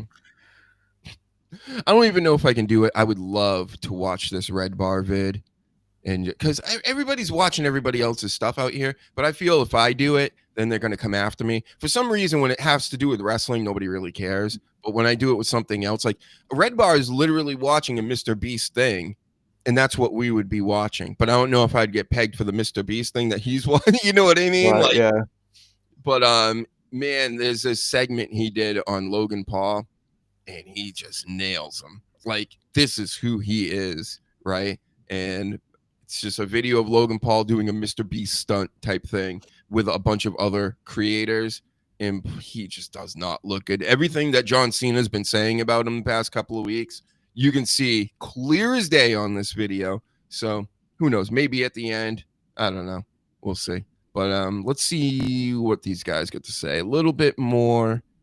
We know about Stu's condition. Oh yeah, the police. They're not cooperating. That's an interesting part. I know this is it's like 6 days old now, but yeah, it's still 15 minutes after the little bitch fled. Besides taking a report, did anything else come of it? We're actually being active. This is part of the reason I'm here. I was actually not present for this event. I was at home. I heard about it pretty much just like everybody else until I started congregated at this place. There's great people at that school. I'll put it this way. Rikishi gets the fucking blame because his name is on the school, but that doesn't represent him.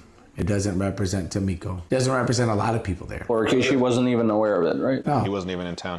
He was out of state when honestly, he's a beautiful person. I love him, and I love his son, Tamiko. The most disgusting thing, which is the reason I ultimately decided to be present for this, given that my involvement wasn't direct with the situation that's gone viral, which is a blessing and a curse. Part of me wishes so bad that I was there to assist the situation and help my friend here. The other part of me is that people at this school are being encouraged to not cooperate with the police. From what I hear, the police were there investigating the scene shortly after Stu was removed, and there has been multiple requests that have gone downstream from upper management to not talk with the police directly if they are contacted, and to only let a certain group of individuals interact with the police. That is extremely dishonest. You guys let your friend almost die, and now you're trying to have people lie. Look at all the yes sirs. And fuck you to every single person who replied to them, yes, sir. You are all weak sacks of shit, and I hope you rot in hell. You are wasting oxygen. What? I know these guys. These guys catch predators online. Yeah, they mentioned that at the beginning.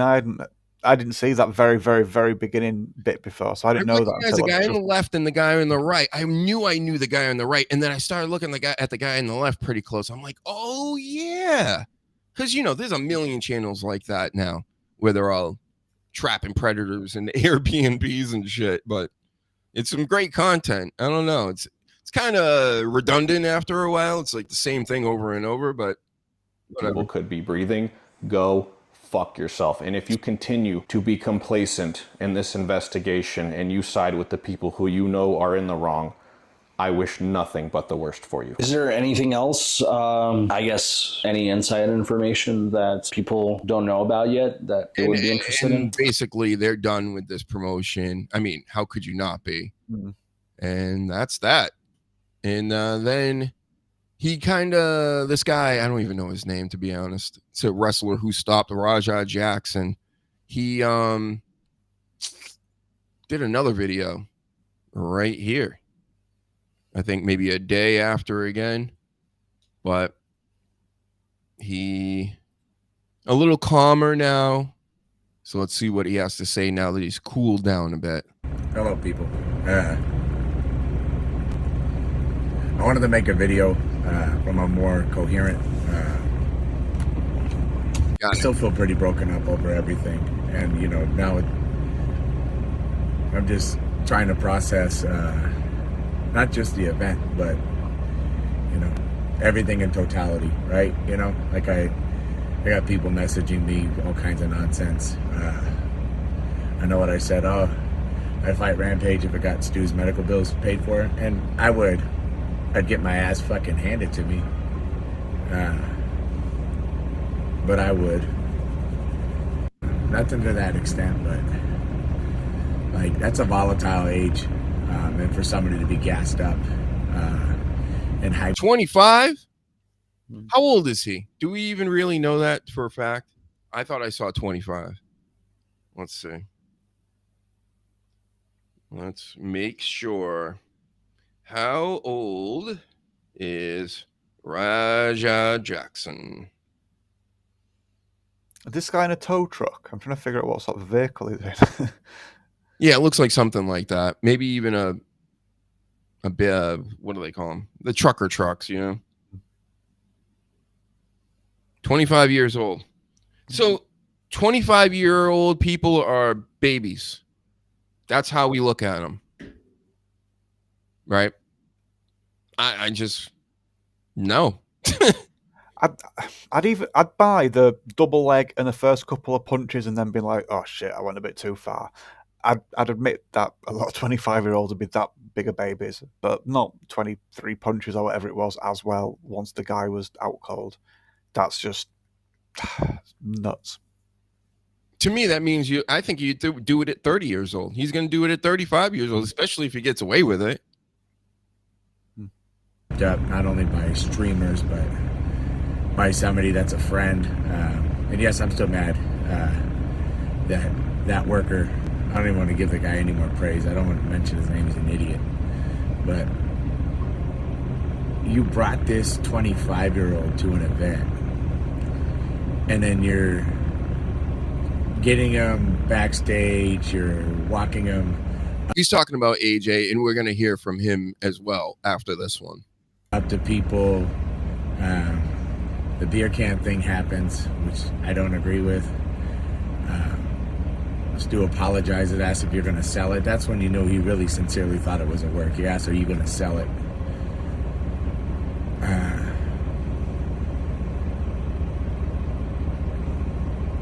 We'll leave it at that.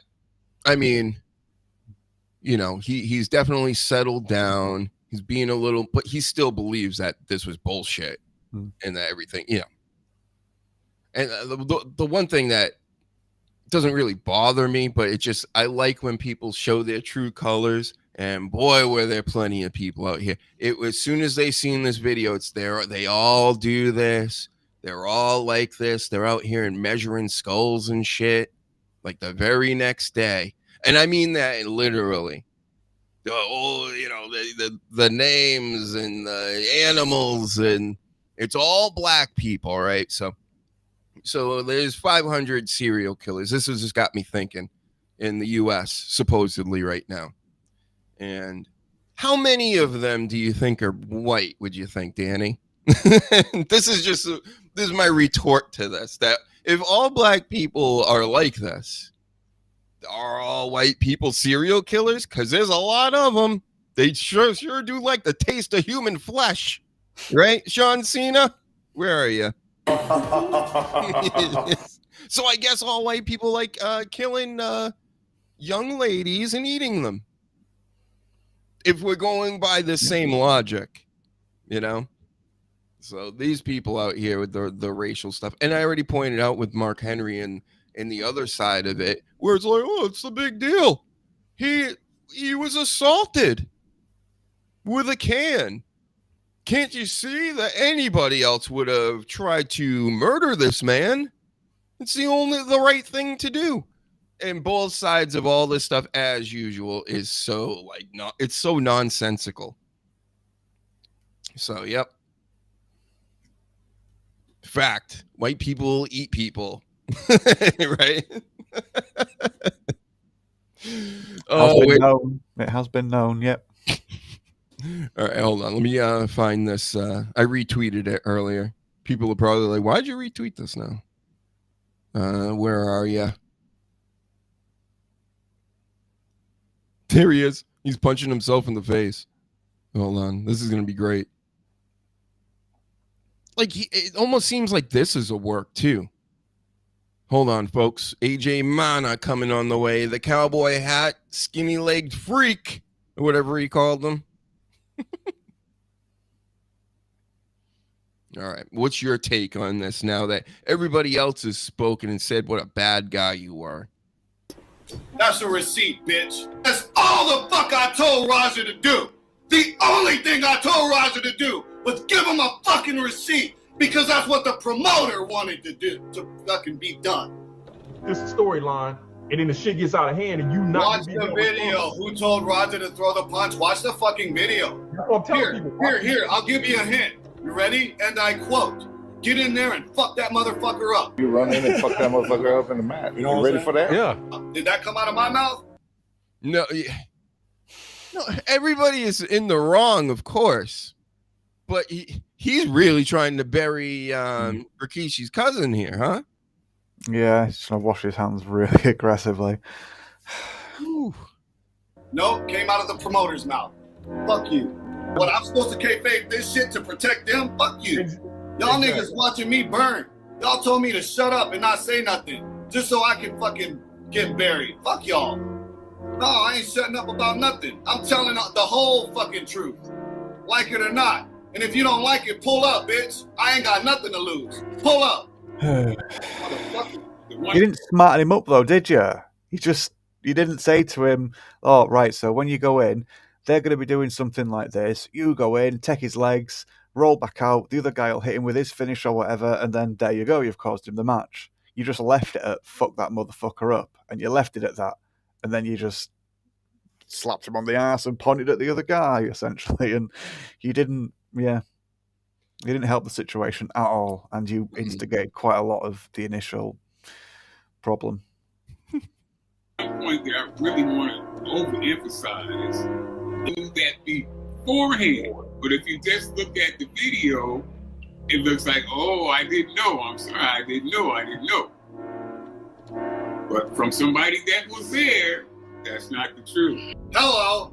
What is alcohol doing in the fucking locker room? Why are we getting intoxicated before the fucking show? Every fucking show for 6 years. And tell me if I'm lying, motherfucker, because I did it with you. Yeah, that part. You want to bury me? You're all coming down with me. I'm that motherfucker. This is a promo. Yeah. So yeah, I don't. Do you believe this man? I don't know. That's a hard one to believe. Oh, there you go. There's the average day of a 12-year-old girl in the UK. Oh, here's another story. But you know what? We're about to wrap it up, I think, with this. Hold on. Let me hold on. You shut up there, Bubba. Let me look over here. We're done with that. Yeah. I think we're done with the case.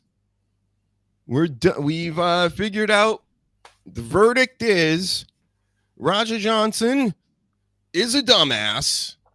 Rampage Jackson, bad dad. He bad dadded Roger Jackson.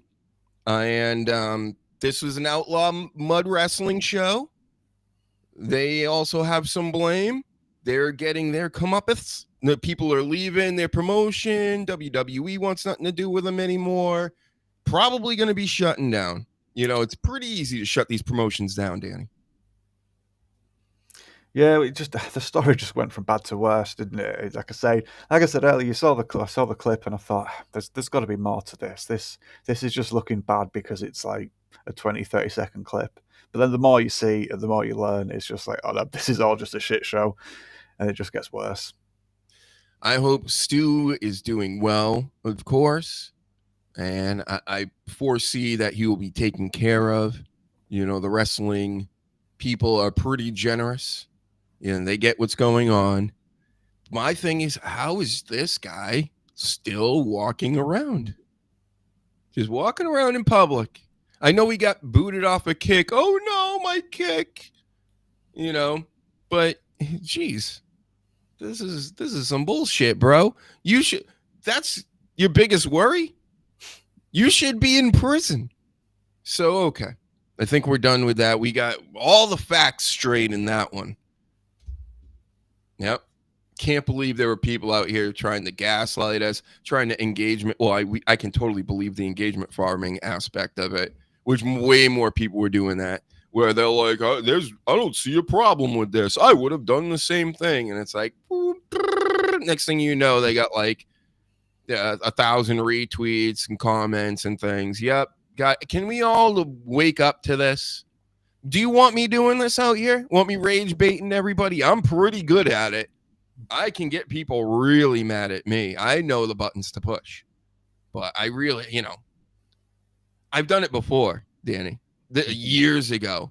I put up this what was it? A post about not getting married and all this stuff and cuck sheds and all this stuff, right? And I knew it was going to piss people off, but I wanted, it was like a test run. I don't necessarily believe this, but I was like, let's see. Yeah, this, and boy, the feminists came after me. I had like over 100 comments. They were all other people were coming in and fighting with other people, which just extends the thread and gets me more views. And I'm just sitting back going, I can't believe that this meme. It was one meme. It wasn't even anything I said. It was a meme I thought was funny and a little, ironic. I didn't believe it necessarily again, but you post things up and people get mad at you and they make you famous. So it's very weird these days how everything operates. But there's been new. Do you need to leave anytime soon, by the way? Not just yet. I'll let you know if that changes. All right. We should take a break before we get into the rest of the stuff. I got so many other notes.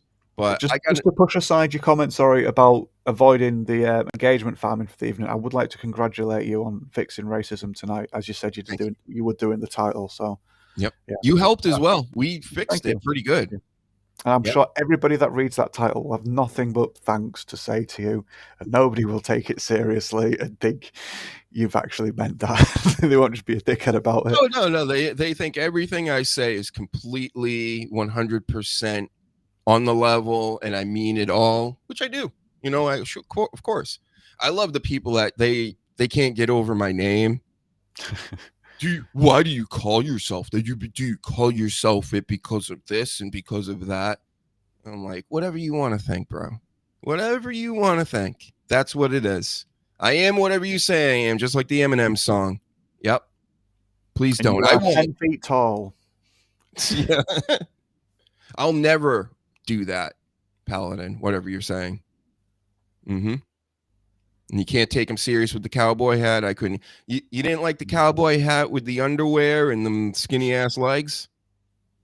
Thought it was a cool little look. Anyway, I'll be back in 5 to 10, a little closer to 5. Give me a little second. Bathroom break, water, rest my vocal cords for talking about more wrestling. We got the Clash and Paris stuff. We got this Hogan stuff to talk about. We got, let me find my other notes. I got like 3. The Undertaker's podcast. Oh, did I talk to you about that? No, I've heard about it though. Maybe it was a sleaze. I didn't know if you had that in your notes or not. I talked about it last week where he kind of threw his partner under the bus. We maybe did talk about that last week then, actually. And yeah. Sorry. I got a bunch of stuff here. So everybody, you just stay tuned. Get people to come over to YouTube because these numbers not making me feel good about doing another hour. So if you want more of this hard-hitting analysis on all things wrestling and everything else, then go share this around. Go tell your grandma. Tell her the stories are on. And I'll be back in a few.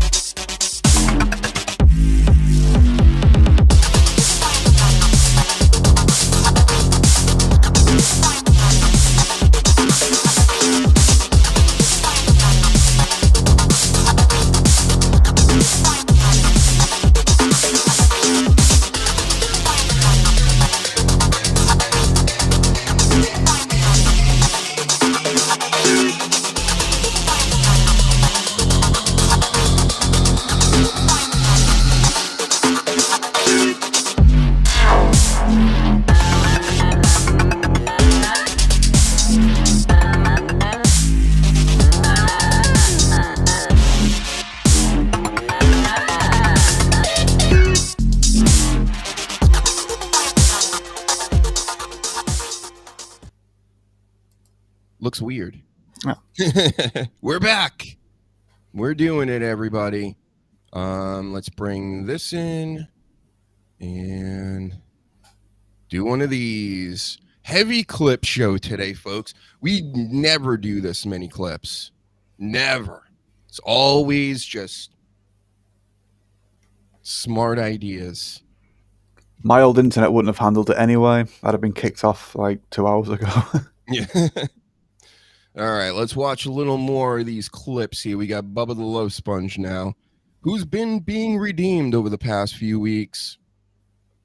He's going to speak about Hogan and the reason why he got into the condition he did in the first place. So, in strictly my opinion, I think Sky and Nick had something to do with it. Do you think they're seeing each other? No, but I think that they stood the most to gain and may not have premeditated it, but just the chain of events that happened, they are culpable. So if it was a movie on the whodunits, it would be him, Sky, and Nick, and not the OT. No, it's Sky and Nick. I think Nick went out and got him some gimmicks because Hogan ran out, and Fitzgerald. Not gimmicked beer.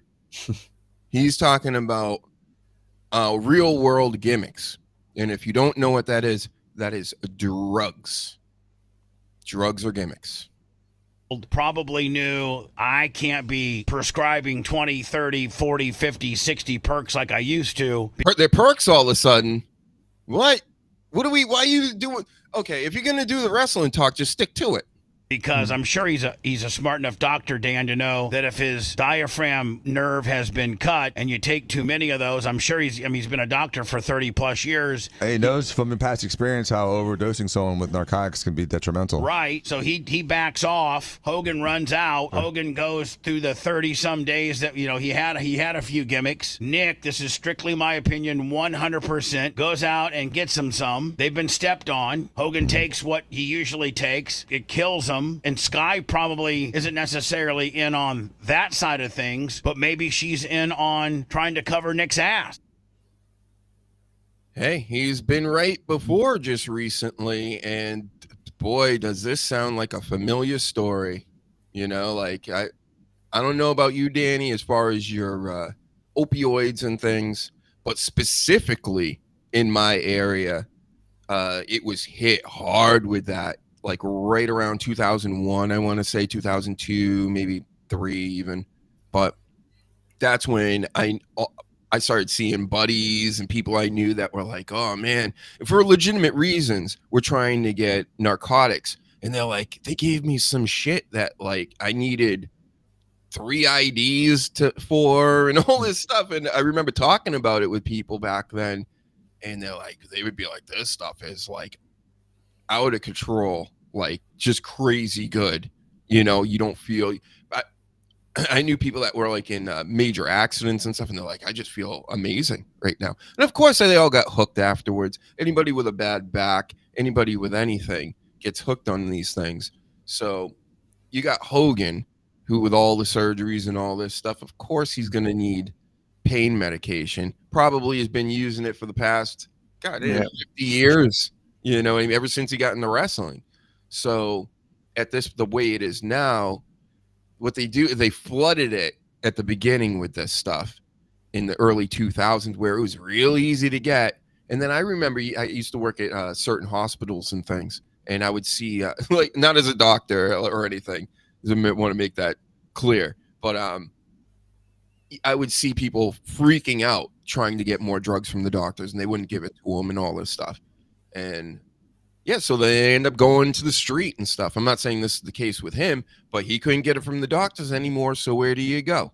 Right? He probably asked, like, allegedly, maybe it was one of the kids, his wife, or somebody was hooking him up and kept him going with it, and maybe gave him a little too much, because it can stop your heart.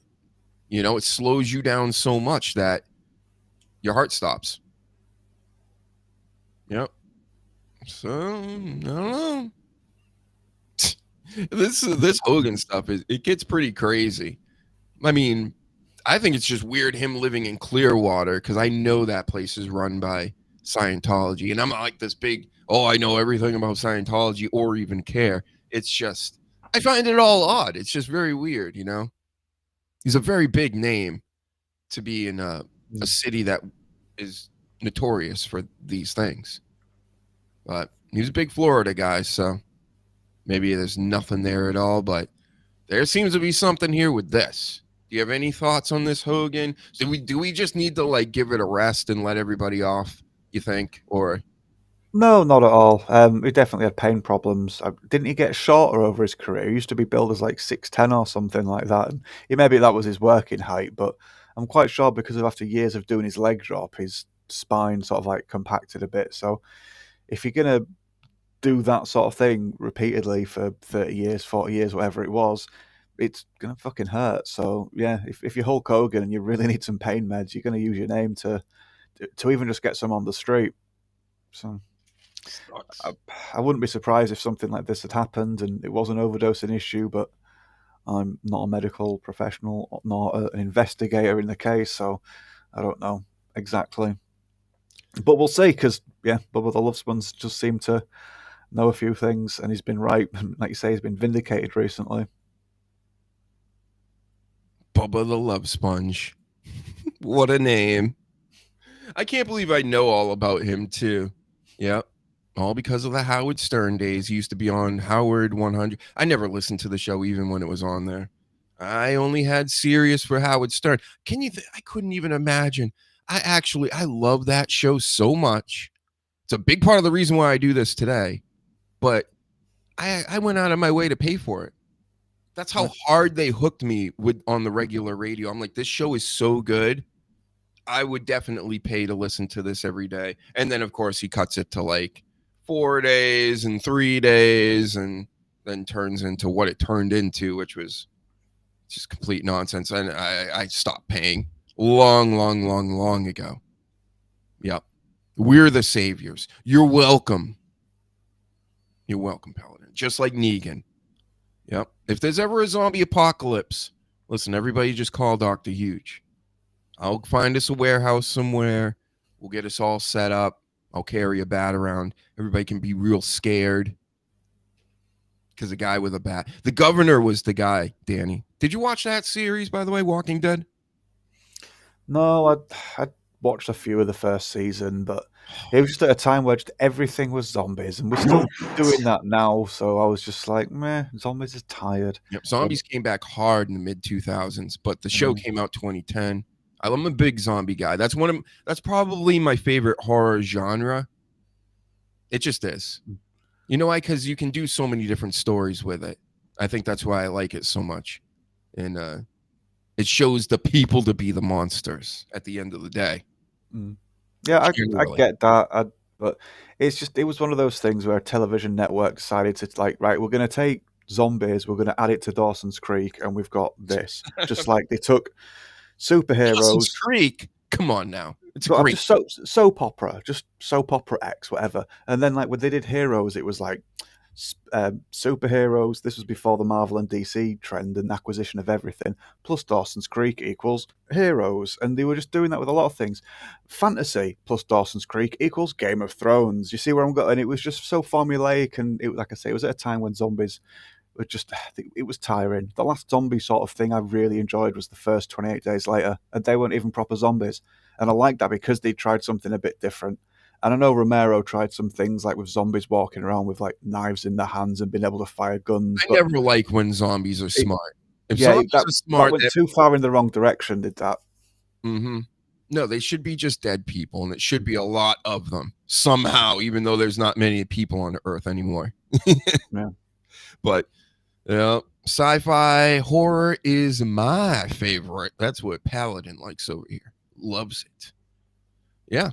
The greatest sci-fi horror movie, in my opinion, my expert opinion, and it came out of nowhere. This is back in the day. I watched so many movies. I would go to the movies all the time, but I rented one, and it was, oh my God, why can't I think of it right now? The one with Lawrence Fishburne in the mid-90s. Deep something? No. The one where the spacecraft basically goes to hell by accident. I know. Oh my God, it's such a legendary movie too. Like it's a cult classic and everything now. What was that called? Not Deep Impact. It's not that, is it? No. That's a comet meteorite film. No, I'll find it in a second. Lawrence Fishburne. Fuck yeah. Sci-fi. Summit Core. Event Horizon. Event Horizon. That's it. Yeah. That is it, Paladin. Yep, you got it. That's the one. Event Horizon. I remember putting it in and going, oh, this is going to be another movie, another science fiction type movie I've seen a million times before. And it sucked me right in. And that shit was creepy. And the way it explained it at the end, that's what makes the whole thing. Because the movie isn't like, oh my God, this is like the scariest movie I've ever. I watched horror movies all growing up from like a little kid. So this wasn't like anything all that. This is what's nuts to me, Danny. I don't know what my parents were thinking, but I watched, I forget the name of it, House of Demons. It was some crazy B-movie horror shit. And I'll never forget these things because I have a pretty good memory, but this girl took a lipstick thing and pushed it into her nipple all the way into her boobs. Like, these are the type of horror movies I was like watching as a kid. So I was completely desensitized. So by the time Event Horizon came out, I'm a teenager and I'm like, this ain't, what is this going to be? And I'm like, wow, this is like actually one of the best movies I've ever seen. So exactly. It's a classic. So if you didn't know that, maybe more of this later as well. I'm putting a horror movie podcast together. I have people in and around the business, super fans and all the same, to get another podcast going. Get this channel going. Get these subscribers, right? We've been moving. We've been doing stuff. Remember, just a few weeks ago, I was complaining I had like 200 subscribers. We're at 225 now. Wow. Nice. So something's happening. The promo edits help a lot. Have you been watching those, Danny? You got to watch them all. You got to like them all. I think so. Like I said, I'm very busy, and the child doesn't give as much time. But yeah, show them to your child. Play the playlist of the promo edits for the baby, and yeah. I mean, some of them are very childish. I get it, but some people like that. Me being one of them. Otherwise, I wouldn't have made it. Right, Paladin? Same director that later does live-action Resident Evil movies. And I'll tell you that. Here's another little side quest we can go with the Resident Evil stuff. That first Resident Evil, you know what it was to me, Dr. Huge? It's the shits. I was working at a video store when that came out, and I got a preview to it. And, of course, there's, like, writing all over it and stuff, and it doesn't sound or look as good. But I watched it, and I said, this fucking stinks. I'm like, this came out well after Event Horizon. Event Horizon up here. Resident Evil, that first one, whoo, that stunk. You weren't a fan of those movies, were you, Danny? You see, I was torn with them because I liked the fact that they added something new with Alice, but then also, like, well, they've not stuck to the original stuff. So she wasn't in the original thing. So why is she making this? Is it just for her? Is it the director that really likes this woman in particular? Heaven forbid he, asks her to get a kit off and then maybe marries her. Oh wait, that is what happened. Yeah, so I did enjoy the ride, but in general it was a bit like, yeah, they've just added stuff and they found a way to just promote her, I believe. I say good for him because I didn't see the very last one though. I didn't get around to seeing that yet. You know what? I've watched them all, but I'm never actually watching them except that first one, and maybe that's what turned me off to the rest of them. Even though I know I understand what the series is and everything, kind of the stupid violence and everything else, like which I'm way into, by the way. But it's no different. It's like watching Ultraviolet. Remember that movie in the early 2000s? Same actress, but it was a whole different scheme. It was an artsy fartsy movie. That's how I looked at it. So it's meant to just look cool. Which, okay, if you like that type of thing, but you don't really need to pay attention. So, yep. Oh, well, that made me think of something else, this Resident Evil stuff. But I say kudos to that director. He made Event Horizon, so he should be banging, A-list supermodels. Did you ever see Dog Soldiers? No, what is that?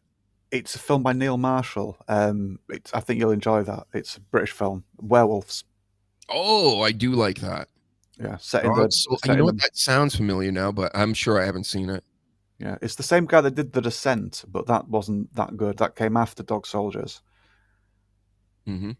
That was about like people not rock climbing, potholing, and it was filmed really sort of like real tight and awkward, and yeah, it wasn't very nice to watch to start with. But then they showed the monster towards the end, and it's like that ruined it. When it was, for me at least, I thought when it was just very sort of like awkwardly shot, and it was about feeling what's the opposite of agoraphobic?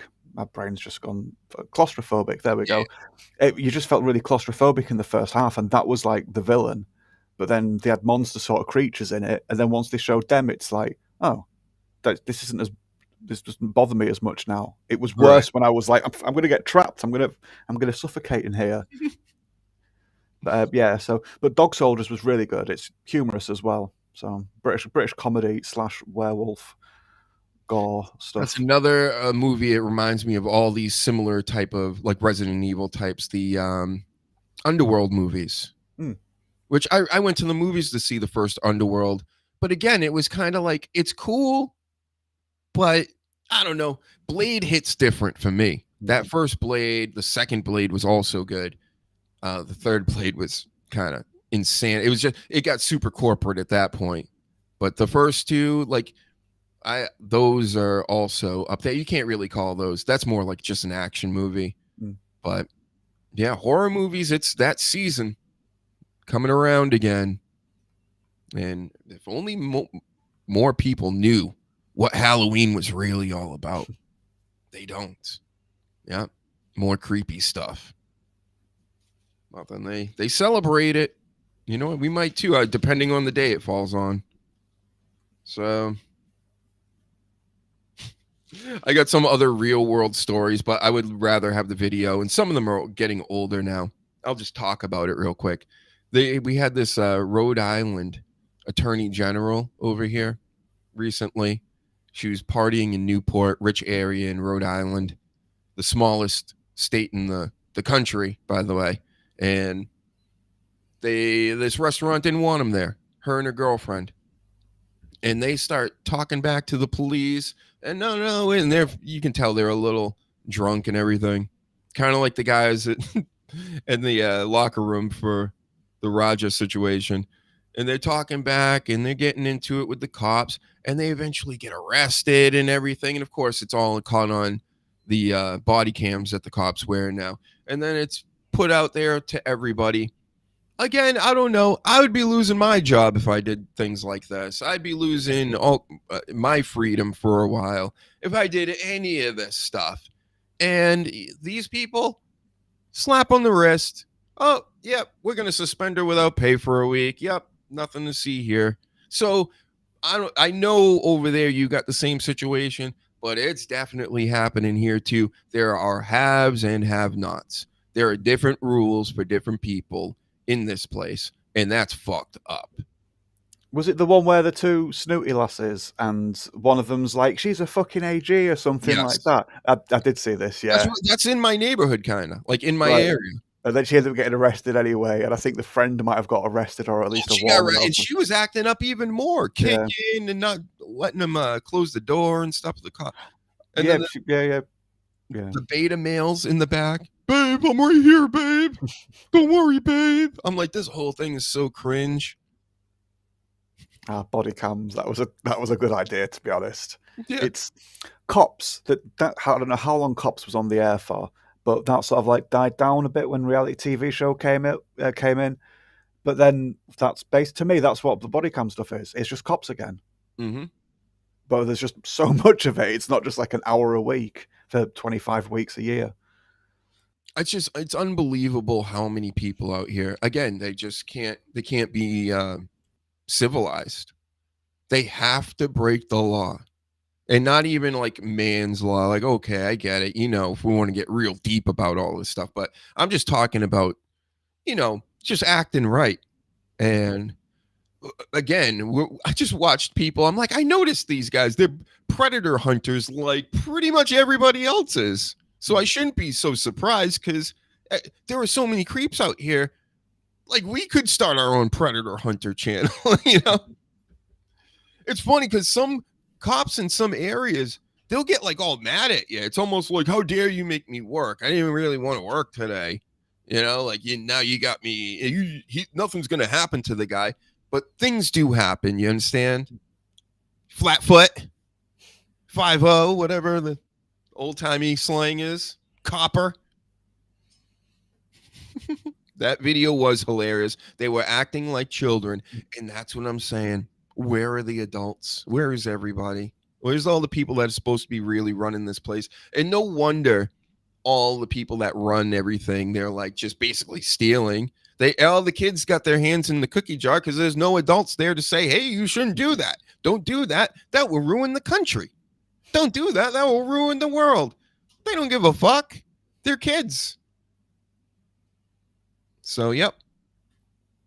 That's how I watch the news and everything else, because it's not even real. You know what I mean? Like, what are we going to do, Danny? What are we going to do with these people? I don't know. It's frustrating because you don't want to start like impeding on people's like personal choice, but then other times you want to be like, can you just stop doing that and think about other people for a minute, please? Whether it's, like we said before, I think mobility scooters like on the pavement, the big wide ones where people are just like barging others off the pavement, or people just listening to music on the phone just out loud, no headphones. Yeah, what's that? It's just entitlement. What is that? It's entitlement, and one person starts it and then other people go along, and then I don't know if you've got like the dog problem we've got over here, but the way people treat dogs now. I said to a friend yesterday, I hate that. Everyone, it's the South Park episode with Paris Hilton and the dog in a handbag, and the dog's just like finding a gun just to, a pew just to fix the problem itself. And then you realise she's like, all of her pets have done this because they just hate living like that. But we're terrible for that over here. I said to a friend yesterday, if there was some sort of like dog alien race that came down to our planet and was like, we've seen what you guys have done to dogs and we're going to exterminate you all one by one, I'd be like, that I don't have an argument against that. I mean, I'd rather you not do it, but I've seen what people have done to dogs now, and yeah, it's a bit. They're going to start in China, I'm guessing, right? Kick me off, TikTok. You already pretty much did. I'm waiting for them. I keep asking for it. They won't do shit. Using an animal for meat is probably not as bad as just like infantilizing at dogs and just stopping them being what they were and keeping them in handbags and pushing them around in like fake pushchairs and buggies or strollers or whatever. And that's just what we do. And you see dogs with separation anxiety when their owners go into a store and they're just dogs constantly because they're away from its owner for like its favorite owner, for like 5 minutes. And then they start barking at the other dog. And it's like, what is this? Like I say, it's insane over here. I don't think I've seen anything like on just like American TV where they've made jokes about. You know, I've made some jokes about, because listen, I've been on, I was out in the dating scene a little over 10 years ago for a while, and I noticed the pattern pretty quickly.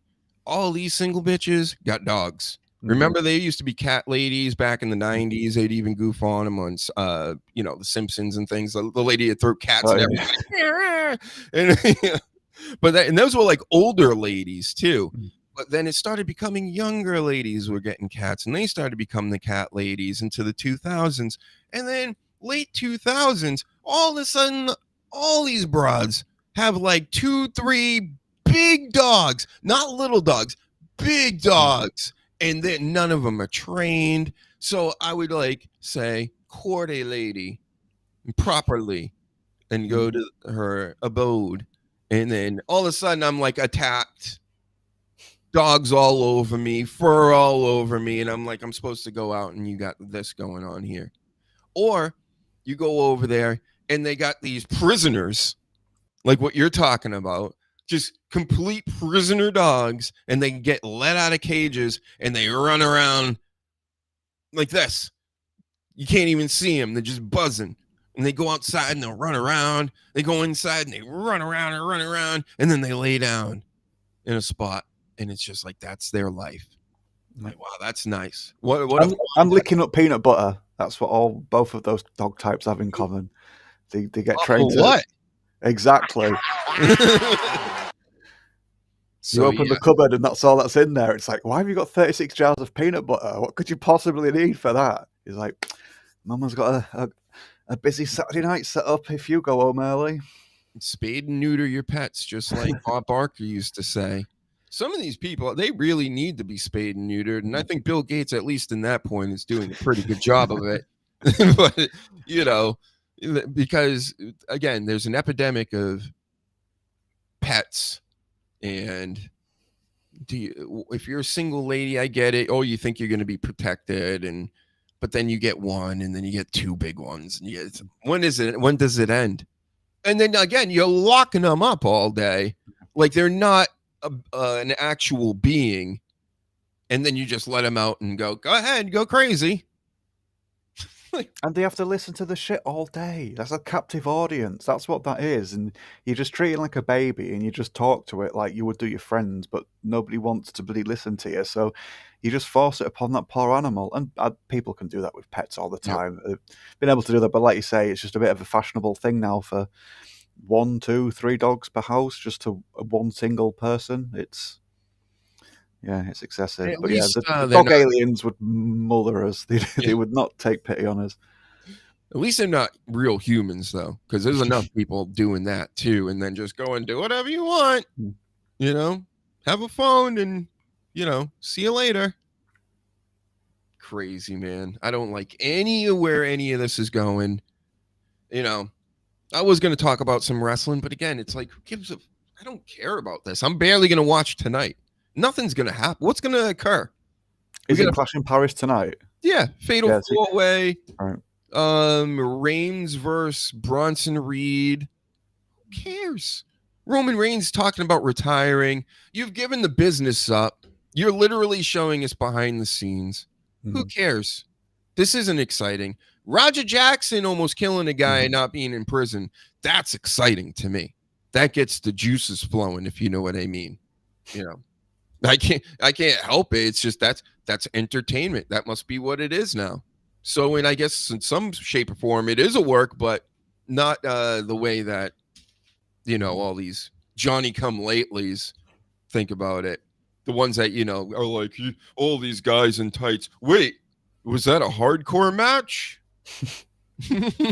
Yeah, that's what it was, Rampage. See what you're doing. I get it's your son. You must be like, what the fuck, man? And you probably wanted to do what he did to, the guy that stepped on your Pumas one day or whatever, walking by. But you held it together. He didn't.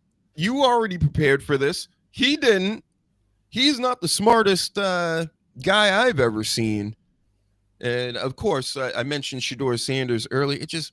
his whole demeanor and the way he speaks, the sound of his voice even, just reminds me of Shedeur. And if Shedeur could do that, I'm guessing he would too, because he's Deion Sanders' kid. He's super entitled. Yep. So, what else do I have here? How about this? Just to change it up a little bit. There is some...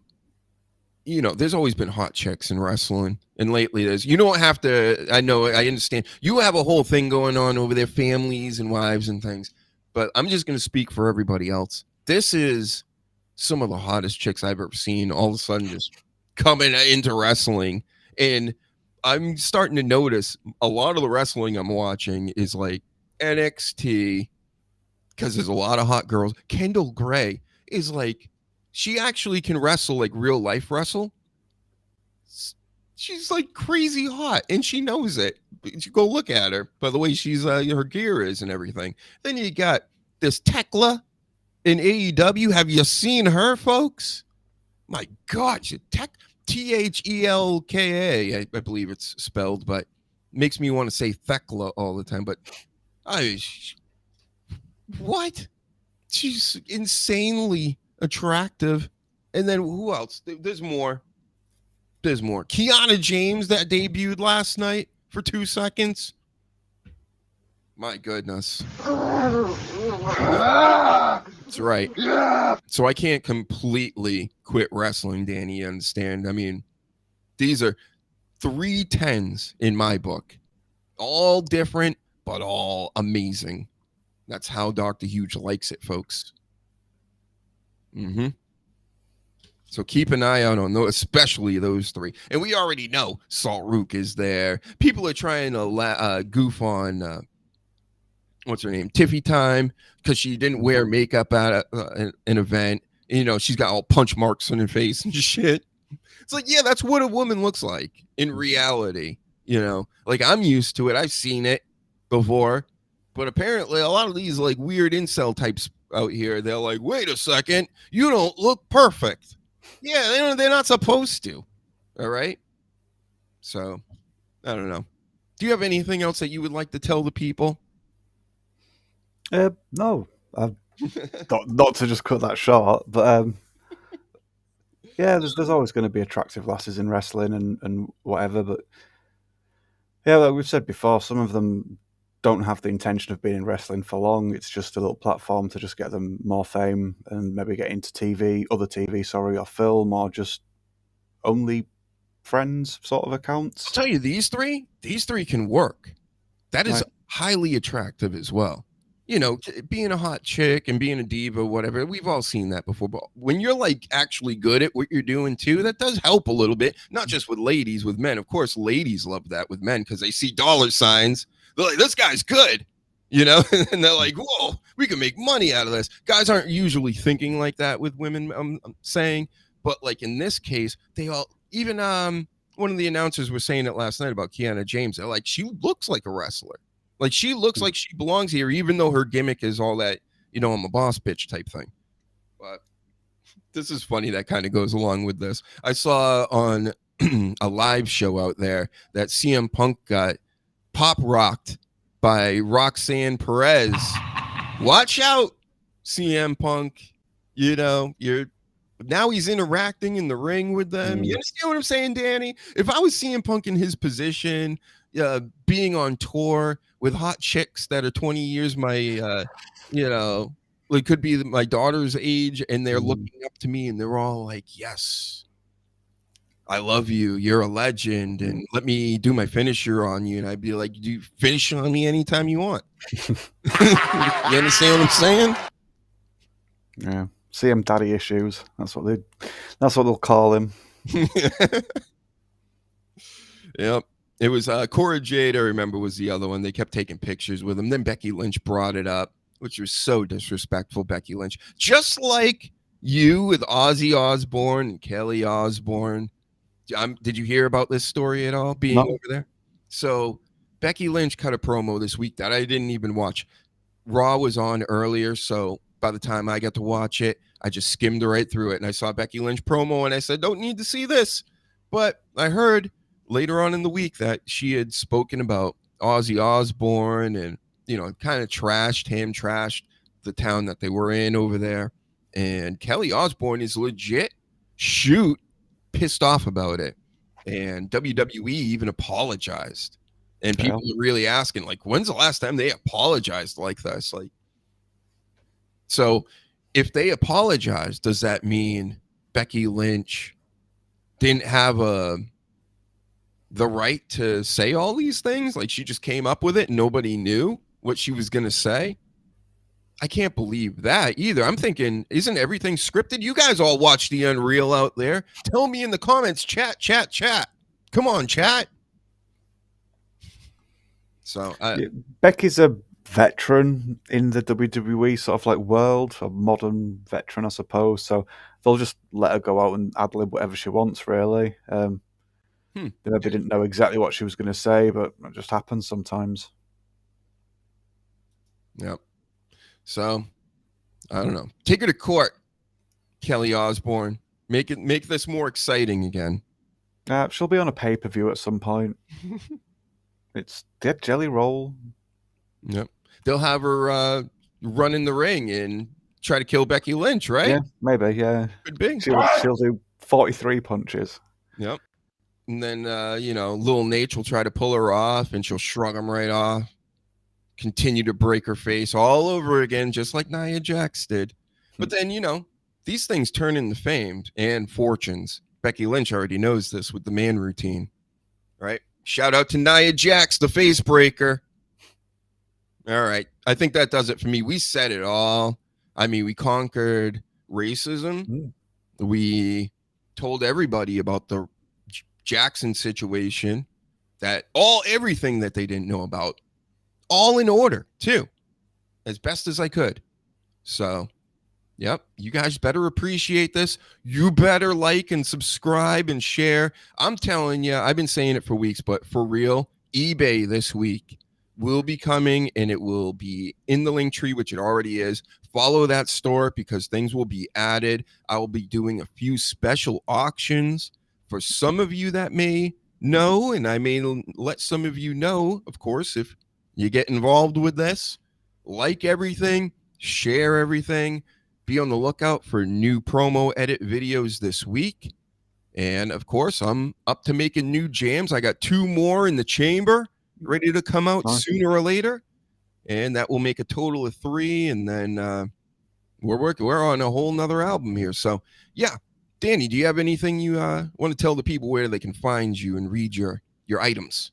DannyDamage.co.uk. I'm on Twitter at BluntDamage. Yep, loads of articles. I've been a bit busy lately, so if you do keep up, there's nothing brand new, but there's still plenty of older stuff as well. That's evergreen, so enjoy. Thank you. Yep, and plenty more. I got so many notes left. You may see another broadcast this week. So if you're available, Danny, let me know. And everybody else, have a great day, and we'll talk with you later. Bye-bye.